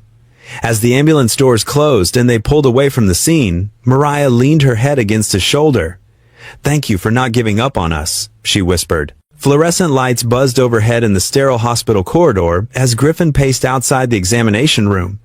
His hands were still trembling, not from fear anymore, but from the aftermath of adrenaline. Every few steps, he'd glance at the closed door, behind which doctors were checking Mariah and Hope. The wait felt endless. His shirt still carried traces of basement dust and sweat from the rescue. A nurse had cleaned the small cut on his forehead, but Griffin barely remembered getting it. All he could think about was Mariah's bruised face when he'd found her, and how tightly she'd clutched Hope to her chest. The door finally opened, and Dr. Chin emerged with a reassuring smile. "Mr. Lee, your daughter and granddaughter are going to be fine. Mariah has some bruising and minor cuts, but nothing serious. Baby Hope is perfectly healthy, not even dehydrated. Your daughter did an amazing job protecting her." Griffin's legs went weak with relief. He steadied himself against the wall, closing his eyes briefly as tears threatened to spill. "Can I see them?" Of course, they're both ready for visitors. Inside the room, Mariah sat on the edge of the hospital bed, wearing a clean gown.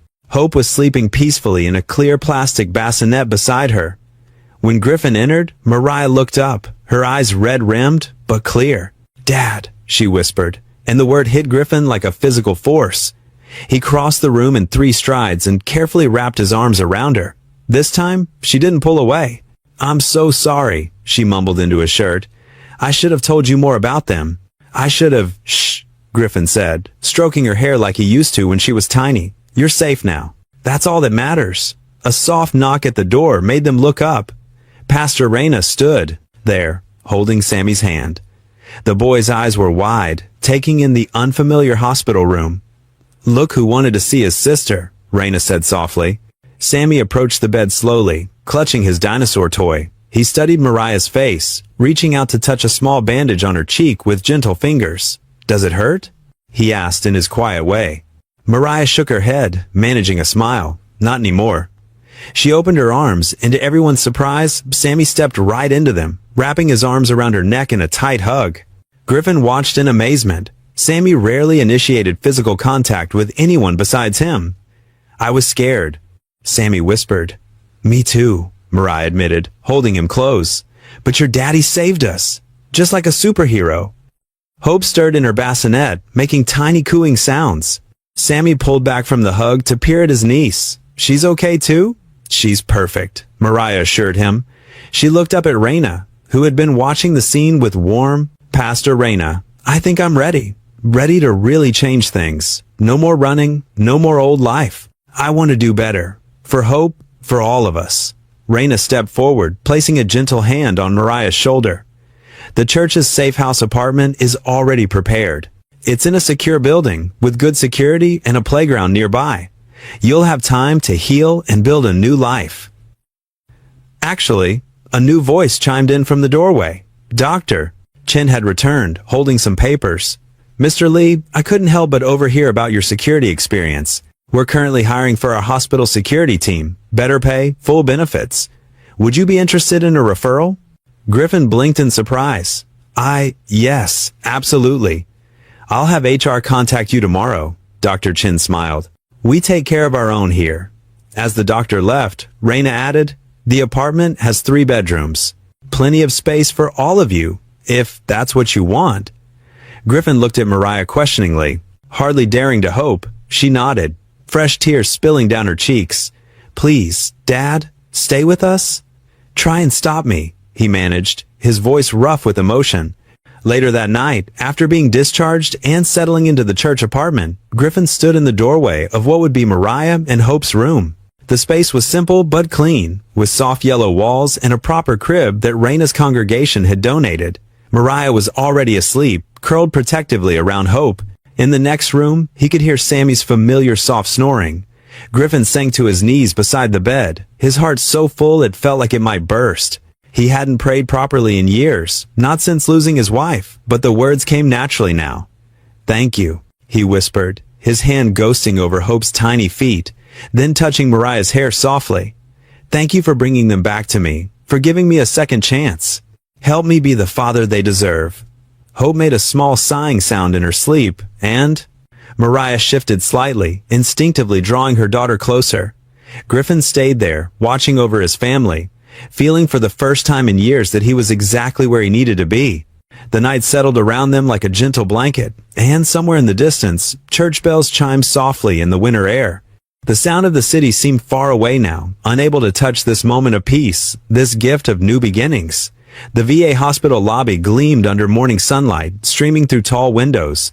Griffin adjusted his tie, the same one he'd worn to his wedding years ago, and took a deep breath. The interview panel consisted of 3 people: the head of security, a hospital administrator, and a veteran services coordinator. Their questions were direct but fair, focusing on his military background and security experience. "Mr. Lee," the head of security said, leaning forward, "your experience is impressive, but what really stands out is your recent handling of that situation with the gang activity. You showed remarkable restraint and judgment." Griffin's hands clasped together in his lap. Sometimes the best way to protect people isn't through force, it's through careful planning and keeping a cool head. The panel exchanged approving looks. By the end of the interview, Griffin walked out with a job offer that nearly doubled his current salary. Standing in the parking lot, he pulled out his phone with shaking hands and dialed Mariah's number. "Dad?" Her voice still held a note of hesitation using that word, but she was trying. "I got it, baby girl." His voice cracked slightly. "I got the job." The excited squeal on the other end of the line made him laugh. In the background, he could hear Sammy clapping and Hope's happy babbling. 3 weeks later, Griffin stood in the driveway of a modest ranch-style house, holding a cardboard box labeled "Kitchen" in Sammy's careful printing. The neighborhood was quiet, with well-kept yards and children's, bikes propped against fences. Pastor Raina's church had helped with the down payment, combining it with Griffin's savings to make homeownership possible. "Sammy, careful with that box," Mariah called out as her little brother wobbled up the front walk with a container of his books. She followed behind, carrying Hope on her hip. "I got it," Sammy assured them, his face serious with concentration. "It's got all my dinosaur books inside. They need special handling." Griffin watched his children, all three of them, enter their new home. The sight made his chest tight with emotion. The house wasn't fancy. 3 bedrooms, 1.5 baths, a small backyard with a maple tree, but it was theirs, and it was safe. Inside, church volunteers helped arrange furniture and unpack boxes. Raina supervised the kitchen setup, putting away donated dishes and organizing cabinets. Every so often, she'd catch Griffin's eye and smile knowingly. She'd been right about faith and patience all along. That afternoon, Mariah sat at the kitchen table with a stack of GED study materials. "These practice tests are harder than I expected," she admitted, chewing on her pencil. Griffin paused from assembling a bookshelf. "You're smart, Mariah. You get that from your mother. Just take it one page at a time." She nodded, determination settling over her features. "The program coordinator says I could be ready for the test in 3 months if I work hard." "And then?" Griffin asked carefully, not wanting to push too hard. "Maybe community college?" She said it like a question. "The church has a scholarship program." "One step at a time," Griffin agreed, but his heart soared at her plans for the future. Sammy's transition back to regular school had been smoother than expected. His new teacher specialized in working with autistic children, and the smaller class size helped with his sensory issues. That morning, he'd actually been excited to go, proudly wearing his new backpack. "Dad," Sammy called, from his room, "can you help me hang up my dinosaur poster?" "Be right there, buddy," Griffin called back, smiling at how Sammy's voice echoed differently in their new house. The sound of children, his children, filling a home again was something he'd never thought he'd experience. As evening approached, delicious smells wafted from the kitchen. Raina had stayed to help prepare their first real family dinner in the new house. Hope sat in her high chair, happily mashing banana pieces, while Mariah stirred a pot of her grandmother's arroz con gandules recipe, a dish she'd learned from memory during long nights alone. "Set the table, please, Sammy," Griffin requested, watching his son carefully carry plates to their new dining room table, a housewarming gift from the church congregation. "Can I use the special napkins?" Sammy asked, referring to the cloth napkins Raina had brought. "Of course, mi amor," Raina answered, pulling them from a drawer. "This is a special occasion." When they finally sat down to eat, Griffin looked around the table in wonder. Mariah was showing Sammy how to properly fold his napkin. Hope babbled happily in her high chair, secure between her mother and uncle. Raina blessed the food in both English and Spanish, her warm voice filling their new home with grace. The food was passed around: rice and beans, roasted chicken, fresh bread, and a crisp salad. The dishes didn't match perfectly, and the chairs were slightly mismatched, but none of that mattered. What mattered was the sound of forks clinking against plates, of Sammy's detailed description of his new classroom, of Mariah's quiet laughter at Hope's attempts to feed herself. "Dad," Mariah said suddenly, her voice soft but clear, "thank you for everything." Griffin had to take a moment before he could respond, his throat tight with emotion. "No thanks needed, baby girl. This is how it always should have been." "Better late than never," Raina offered gently, reaching over to squeeze Griffin's hand. Sammy looked up from his plate, his face serious. "Can we say what we're thankful for, like at Thanksgiving?" "That's a wonderful idea," Raina agreed. "I'm thankful for my new teacher," Sammy started, "and my sister, and Hope, and my dad, and Pastor Raina, and our new house, and maybe just pick one thing, mijo," Raina suggested, with a laugh. "Then I'm thankful we're all together," Sammy decided firmly. They went around the table, each offering their gratitude. When it was Griffin's turn, he looked at his family, really looked at them. Sammy, with his innocent heart and surprising wisdom. Mariah, healing and growing stronger every day. Baby Hope, who lived up to her name in every way, and Raina, whose faith had helped guide them all home. "I'm thankful for second chances," he said simply, his voice rough with emotion. The evening continued with the comfortable sounds of family dinner, requests to pass the bread, gentle teasing, Hope's occasional squeals of delight, and most precious of all, laughter.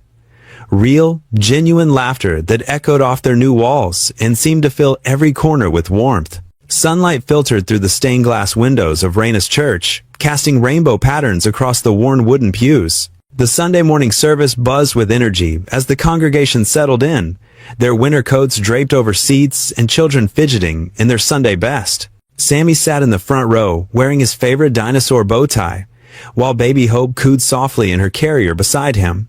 Griffin shifted nervously in his seat, his weathered hands clasped tightly in his lap. He glanced at Mariah, who stood at the edge of the stage, fingering the small piece of paper where she'd written her testimony. She wore a simple blue dress borrowed from the church's clothing ministry, her dark hair pulled back neatly. The bruises from her ordeal had faded, but the strength in her eyes had only grown stronger. Pastor Raina approached the pulpit, her warm presence immediately drawing everyone's attention. "Today," she began, her voice gentle but firm, "we have a special testimony from one of our newest family members. Mariah?" The young mother took a deep breath and walked to the microphone. Her hands trembled slightly as she adjusted it. "I never thought I'd be standing here," she started, her voice barely above a whisper. She cleared her throat and continued stronger.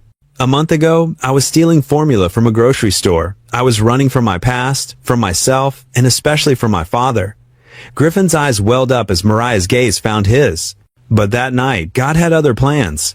The security guard who caught me wasn't just any guard. It was my dad, who I hadn't seen since I was 4 years old. A murmur rippled through the congregation. I was angry.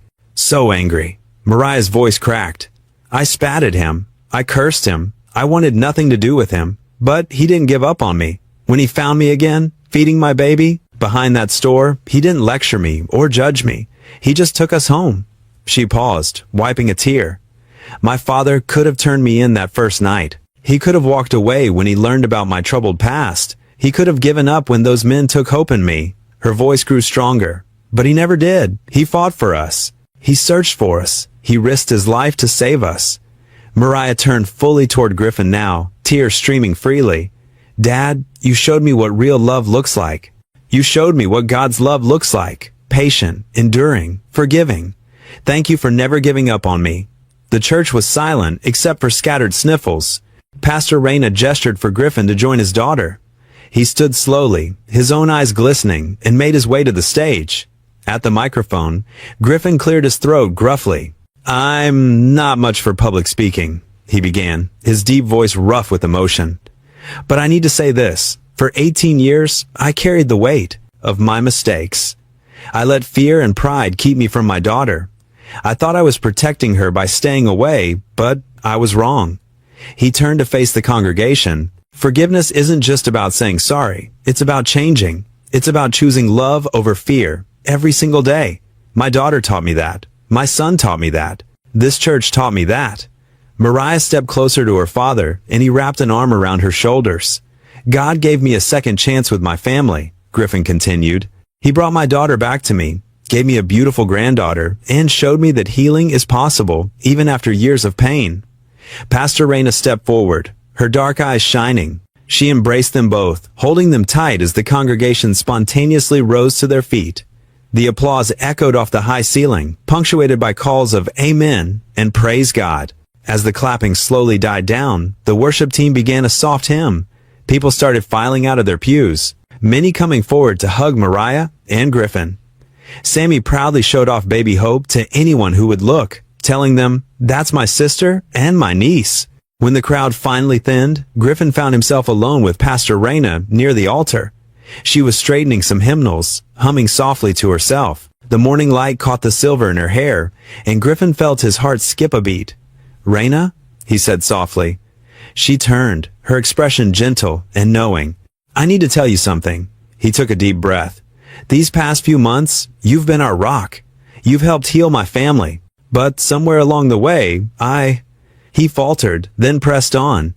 "I developed feelings for you, strong ones." Raina's face softened into a warm smile. She reached out and took his hand, her touch sending warmth through his chest. "Let's take it slow," she said simply, squeezing his fingers. Griffin nodded, relief and joy flooding through him. They walked together toward the church entrance, where Sammy was waiting patiently. He held Hope's tiny hand as she sat in her carrier, making her wave at people passing by. "Ready to go home?" Griffin asked his son. Sammy nodded enthusiastically. "Hope likes church," he declared. She smiled during all the singing. The community college auditorium buzzed with excitement as families filed in, clutching bouquets and balloons. Griffin sat in the third row, his chest swelling with pride as he balanced Hope on his knee. The 6-month-old wore a tiny dress covered in yellow daisies, matching the spring weather outside. "Is Mariah coming out soon?" Sammy whispered, his fingers fidgeting with his shirt buttons. He'd insisted on wearing his best clothes for his sister's big day. Any minute now, buddy. Griffin bounced Hope gently, watching her chubby hands reach for the program he held. The paper listed Mariah Rivera among the GED graduates, and just seeing her name in print made his eyes misty. The ceremony began with speeches, but Griffin barely heard them. His mind wandered to the past few months. The late-night study sessions at their kitchen table, Mariah determined to succeed despite her exhaustion, Hope sleeping nearby in her bouncer, the way Sammy would bring his sister hot chocolate and sit quietly beside her, working on his own homework. When Mariah's name was called, their whole row erupted in cheers. She walked across the stage in her blue graduation gown, her head held high. Griffin couldn't stop the tears now. Hope squealed at the sound of her mother's name, making several people around them laugh. "That's my girl," Griffin whispered, his voice thick with emotion. "That's my baby girl." After the ceremony, they found Mariah clutching her diploma in the crowded lobby. She rushed toward them, careful not to trip on her gown. "I did it, Dad. I really did it." Griffin wrapped her in a tight hug, mindful of Hope between them. "I never doubted you for a second, sweetheart."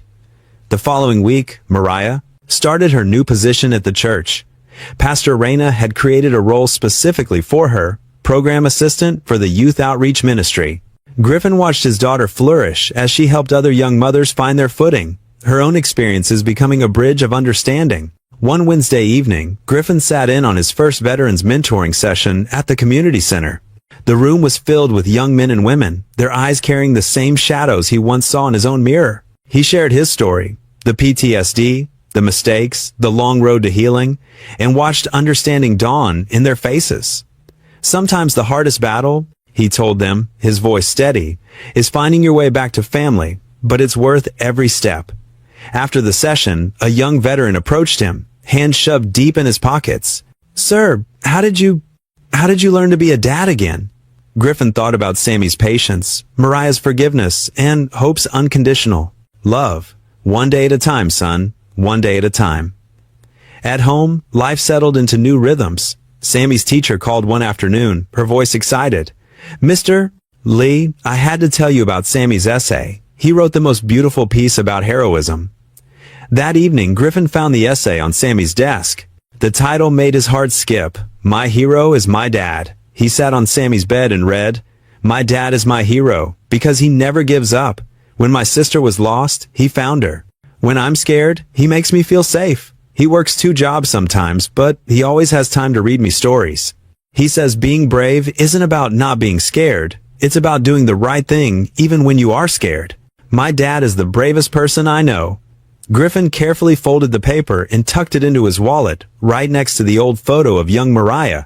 The moment that brought everything full circle happened on a quiet Sunday afternoon. They were all in the living room, Griffin reading the newspaper, Mariah sorting laundry, Sammy playing with his dinosaurs on the carpet.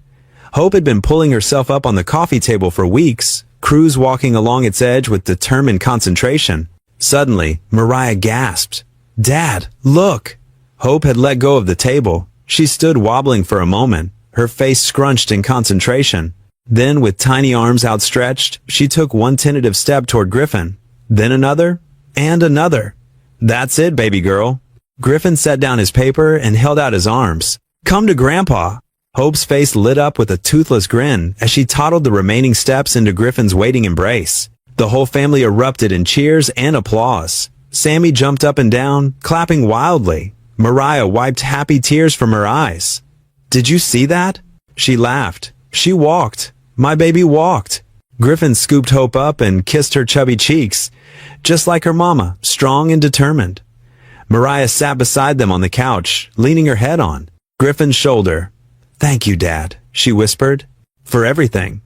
Griffin looked around at his family, at Sammy demonstrating his best dinosaur walk to make Hope giggle, at Mariah's peaceful smile, at Hope's tiny fingers curled around his thumb. His heart felt so full it might burst. This was what healing looked like. This was what coming home felt like. The spring sunshine bathed the church lawn in golden warmth, its rays filtering through the canopy of newly leafed oak and maple trees. Dappled shadows danced across the emerald grass as a gentle breeze stirred the branches overhead. Griffin knelt on the soft earth, carefully smoothing out the wrinkles in their red and white checkered blanket, the same one his late wife Sarah had bought years ago for family outings that had seemed impossible back then. Nearby, Sammy moved with deliberate precision, arranging paper, plates, and plastic utensils in perfect symmetrical rows. The 10-year-old's tongue poked out slightly from the corner of his mouth, a sure sign of deep concentration. His slender fingers adjusted each napkin with the careful attention of an architect designing a cathedral. "A little to the left, buddy," Griffin suggested gently, crouching down to Sammy's eye level. He'd learned to speak softly during these moments when his son's focus was so intense. "That looks perfect." Sammy nodded with grave seriousness, his sandy hair catching the sunlight as he made one final adjustment to a wayward fork. "Everything has to be just right, Dad. It's important." His voice carried that earnest quality that always tugged at Griffin's heartstrings. The sound of delighted giggling drew Griffin's attention across the sun-drenched lawn. Mariah sat cross-legged in the grass about 20 feet away, her dark hair flowing loose around her shoulders. She clapped her hands together, her face radiant with pure joy as she watched Hope take those precious, wobbling steps toward her waiting arms. "Come on, baby girl," Mariah called out, her voice bright with encouragement. "You can do it!" Hope's determined little face was a picture of concentration, her tiny brow furrowed as she navigated the uneven ground. Her yellow sundress, dotted with tiny white daisies, fluttered in the warm breeze, and her dark curls bounced with each unsteady stride. At 6 months, she was already showing signs of her mother's fierce independence. "Mama, Mama," Hope squealed, her face lighting up like sunrise as she stumbled the final few steps into Mariah's outstretched arms. "That's my brave girl." Mariah scooped her daughter up, spinning her around before pressing a shower of kisses to those chubby, rose-pink cheeks.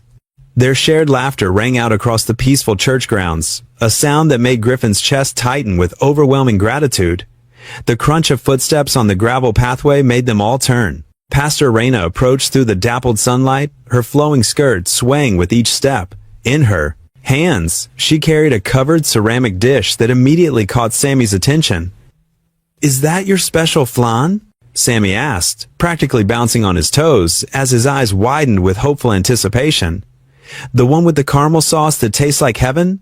Raina's warm, melodious laugh filled the air as she set the dessert down carefully on the corner of their blanket. "Of course it is, mi amor. I wouldn't dare show up to our family picnic without it." Her dark eyes twinkled with affection as she looked down at the boy who had so thoroughly captured her heart. Griffin rose to his feet, brushing grass from his knees as he moved to help her with the wicker basket slung over her shoulder. Their hands brushed as he took her purse, a touch that was brief but electric, carrying the weight of months of slowly building trust, friendship, and something deeper that neither of them rushed to name. Raina's gentle smile, soft and knowing, told him she felt the same quiet stirring in her heart. "Here, let me help you set up," Raina offered, already reaching toward the stack of cups Sammy had arranged. "No," Sammy said quickly, then caught himself and softened his tone. "I mean, thank you, Pastor Raina, but I've got it all organized, just how it needs to be. Everything has its special place." He gestured proudly at his careful arrangements, his chest puffed up with the importance of his task. "He's been working on the setup for 20 minutes, Griffin added with an affectionate wink toward Raina. "I think he could teach Martha Stewart a thing or two about table presentation." Hope, who had been watching this exchange with the intense curiosity that marked everything she did, suddenly toddled over to investigate the newcomer. Her little arms reached up toward Raina, her face bright with the fearless trust of childhood. "Raina, up, up," Hope demanded, her voice carrying that imperious tone that only toddlers could manage. "Mi Angelita Linda," Raina cooed in her native Spanish, her voice soft as velvet as she lifted the baby and settled her comfortably on her hip. Hope immediately became fascinated with the delicate silver cross pendant that hung from Raina's neck, her tiny fingers exploring its smooth surface while she babbled contentedly. As the afternoon deepened around them, they gathered in a loose circle around Sammy's perfectly arranged blanket. The boy finally declared the setup complete with a satisfied nod, stepping back to admire his handiwork like an artist unveiling a masterpiece. Griffin cleared his throat gently, and they all joined hands, even little Hope managing to grasp one finger each from Griffin and Raina. His deep voice carried across the peaceful lawn as he offered thanks, the words flowing more easily than they had in years. After months of healing, of learning to trust again, of rebuilding broken relationships, brick by careful brick, gratitude came as naturally as breathing. Heavenly Father, we thank you for this beautiful day, for the food we're about to share, and most of all, for bringing this family together. Bless our time and help us to always remember your goodness. In Jesus' name, amen. Amen, the others echoed softly. Who's ready for some of the best fried chicken in the county? Mariah asked with a grin, opening the wicker basket she'd packed with such care that morning. Cooking had become one of her greatest joys since starting her job, coordinating the church's Young Mothers program, and she took special pride in creating meals that brought people together around the table. As they began to eat, conversation flowed as naturally as the warm spring breeze. Sammy launched into an elaborate story about his latest dinosaur drawings, complete with sound effects and dramatic gestures that had Hope clapping with delight. Meanwhile, the little girl methodically demolished a peanut butter and jelly sandwich, managing to get more strawberry jam on her cheeks and chin than actually in her mouth. Raina listened to Sammy's stories with the same rapt attention she gave her Sunday sermons, asking thoughtful questions that made the boy beam with pride. Griffin found himself marveling at how seamlessly she had woven herself into the fabric of their healing family. "Tag! Tag!" Hope suddenly announced, pushing herself up on her sturdy little legs with the determination of someone on an important mission. "You want to play tag, Hope?" Sammy asked, his face lighting up like Christmas morning.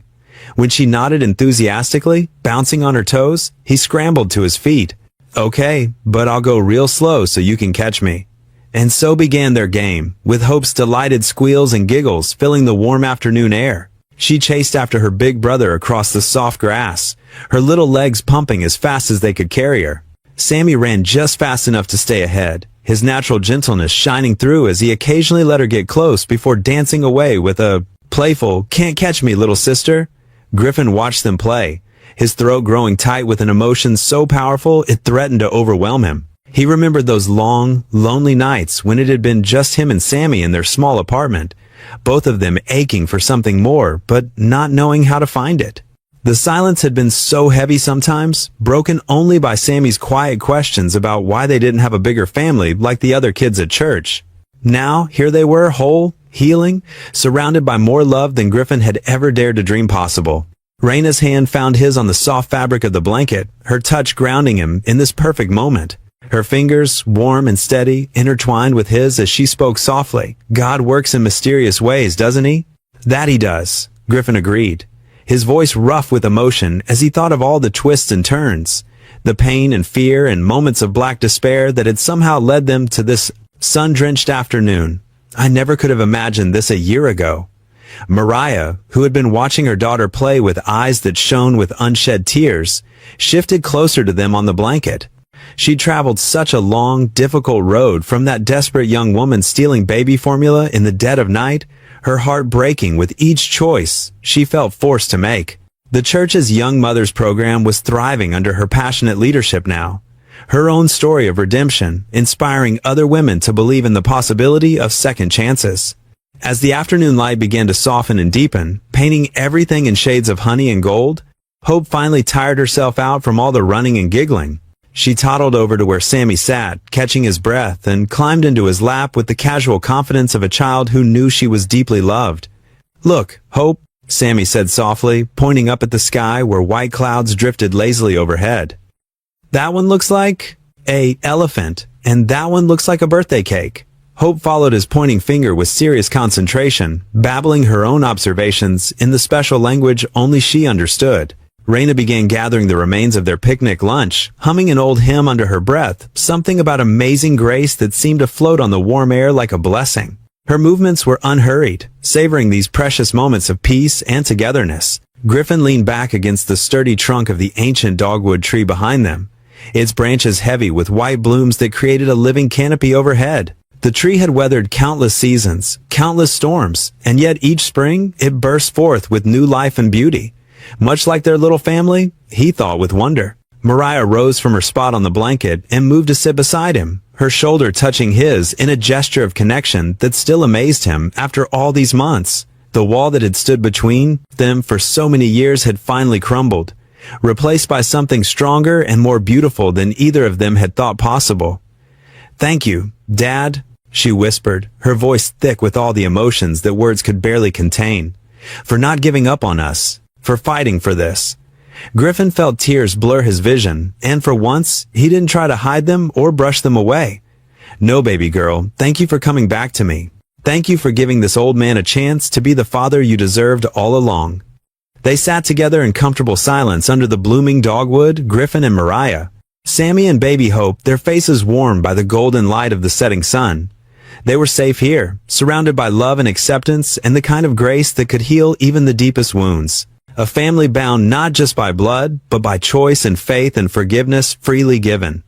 Hope, growing drowsy in the peaceful afternoon warmth, crawled from Sammy's lap into Griffin's arms. Her small hand patted his weathered cheek as she yawned, her eyelashes fluttering against her rosy skin. Sammy leaned against Mariah's shoulder, his body relaxed and content in a way that spoke of deep security and belonging.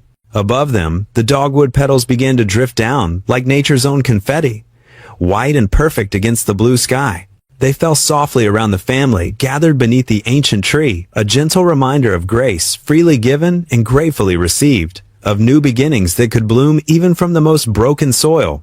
What would you do if you were in their place? Comment your answer below, and let's see how you'd rewrite the ending.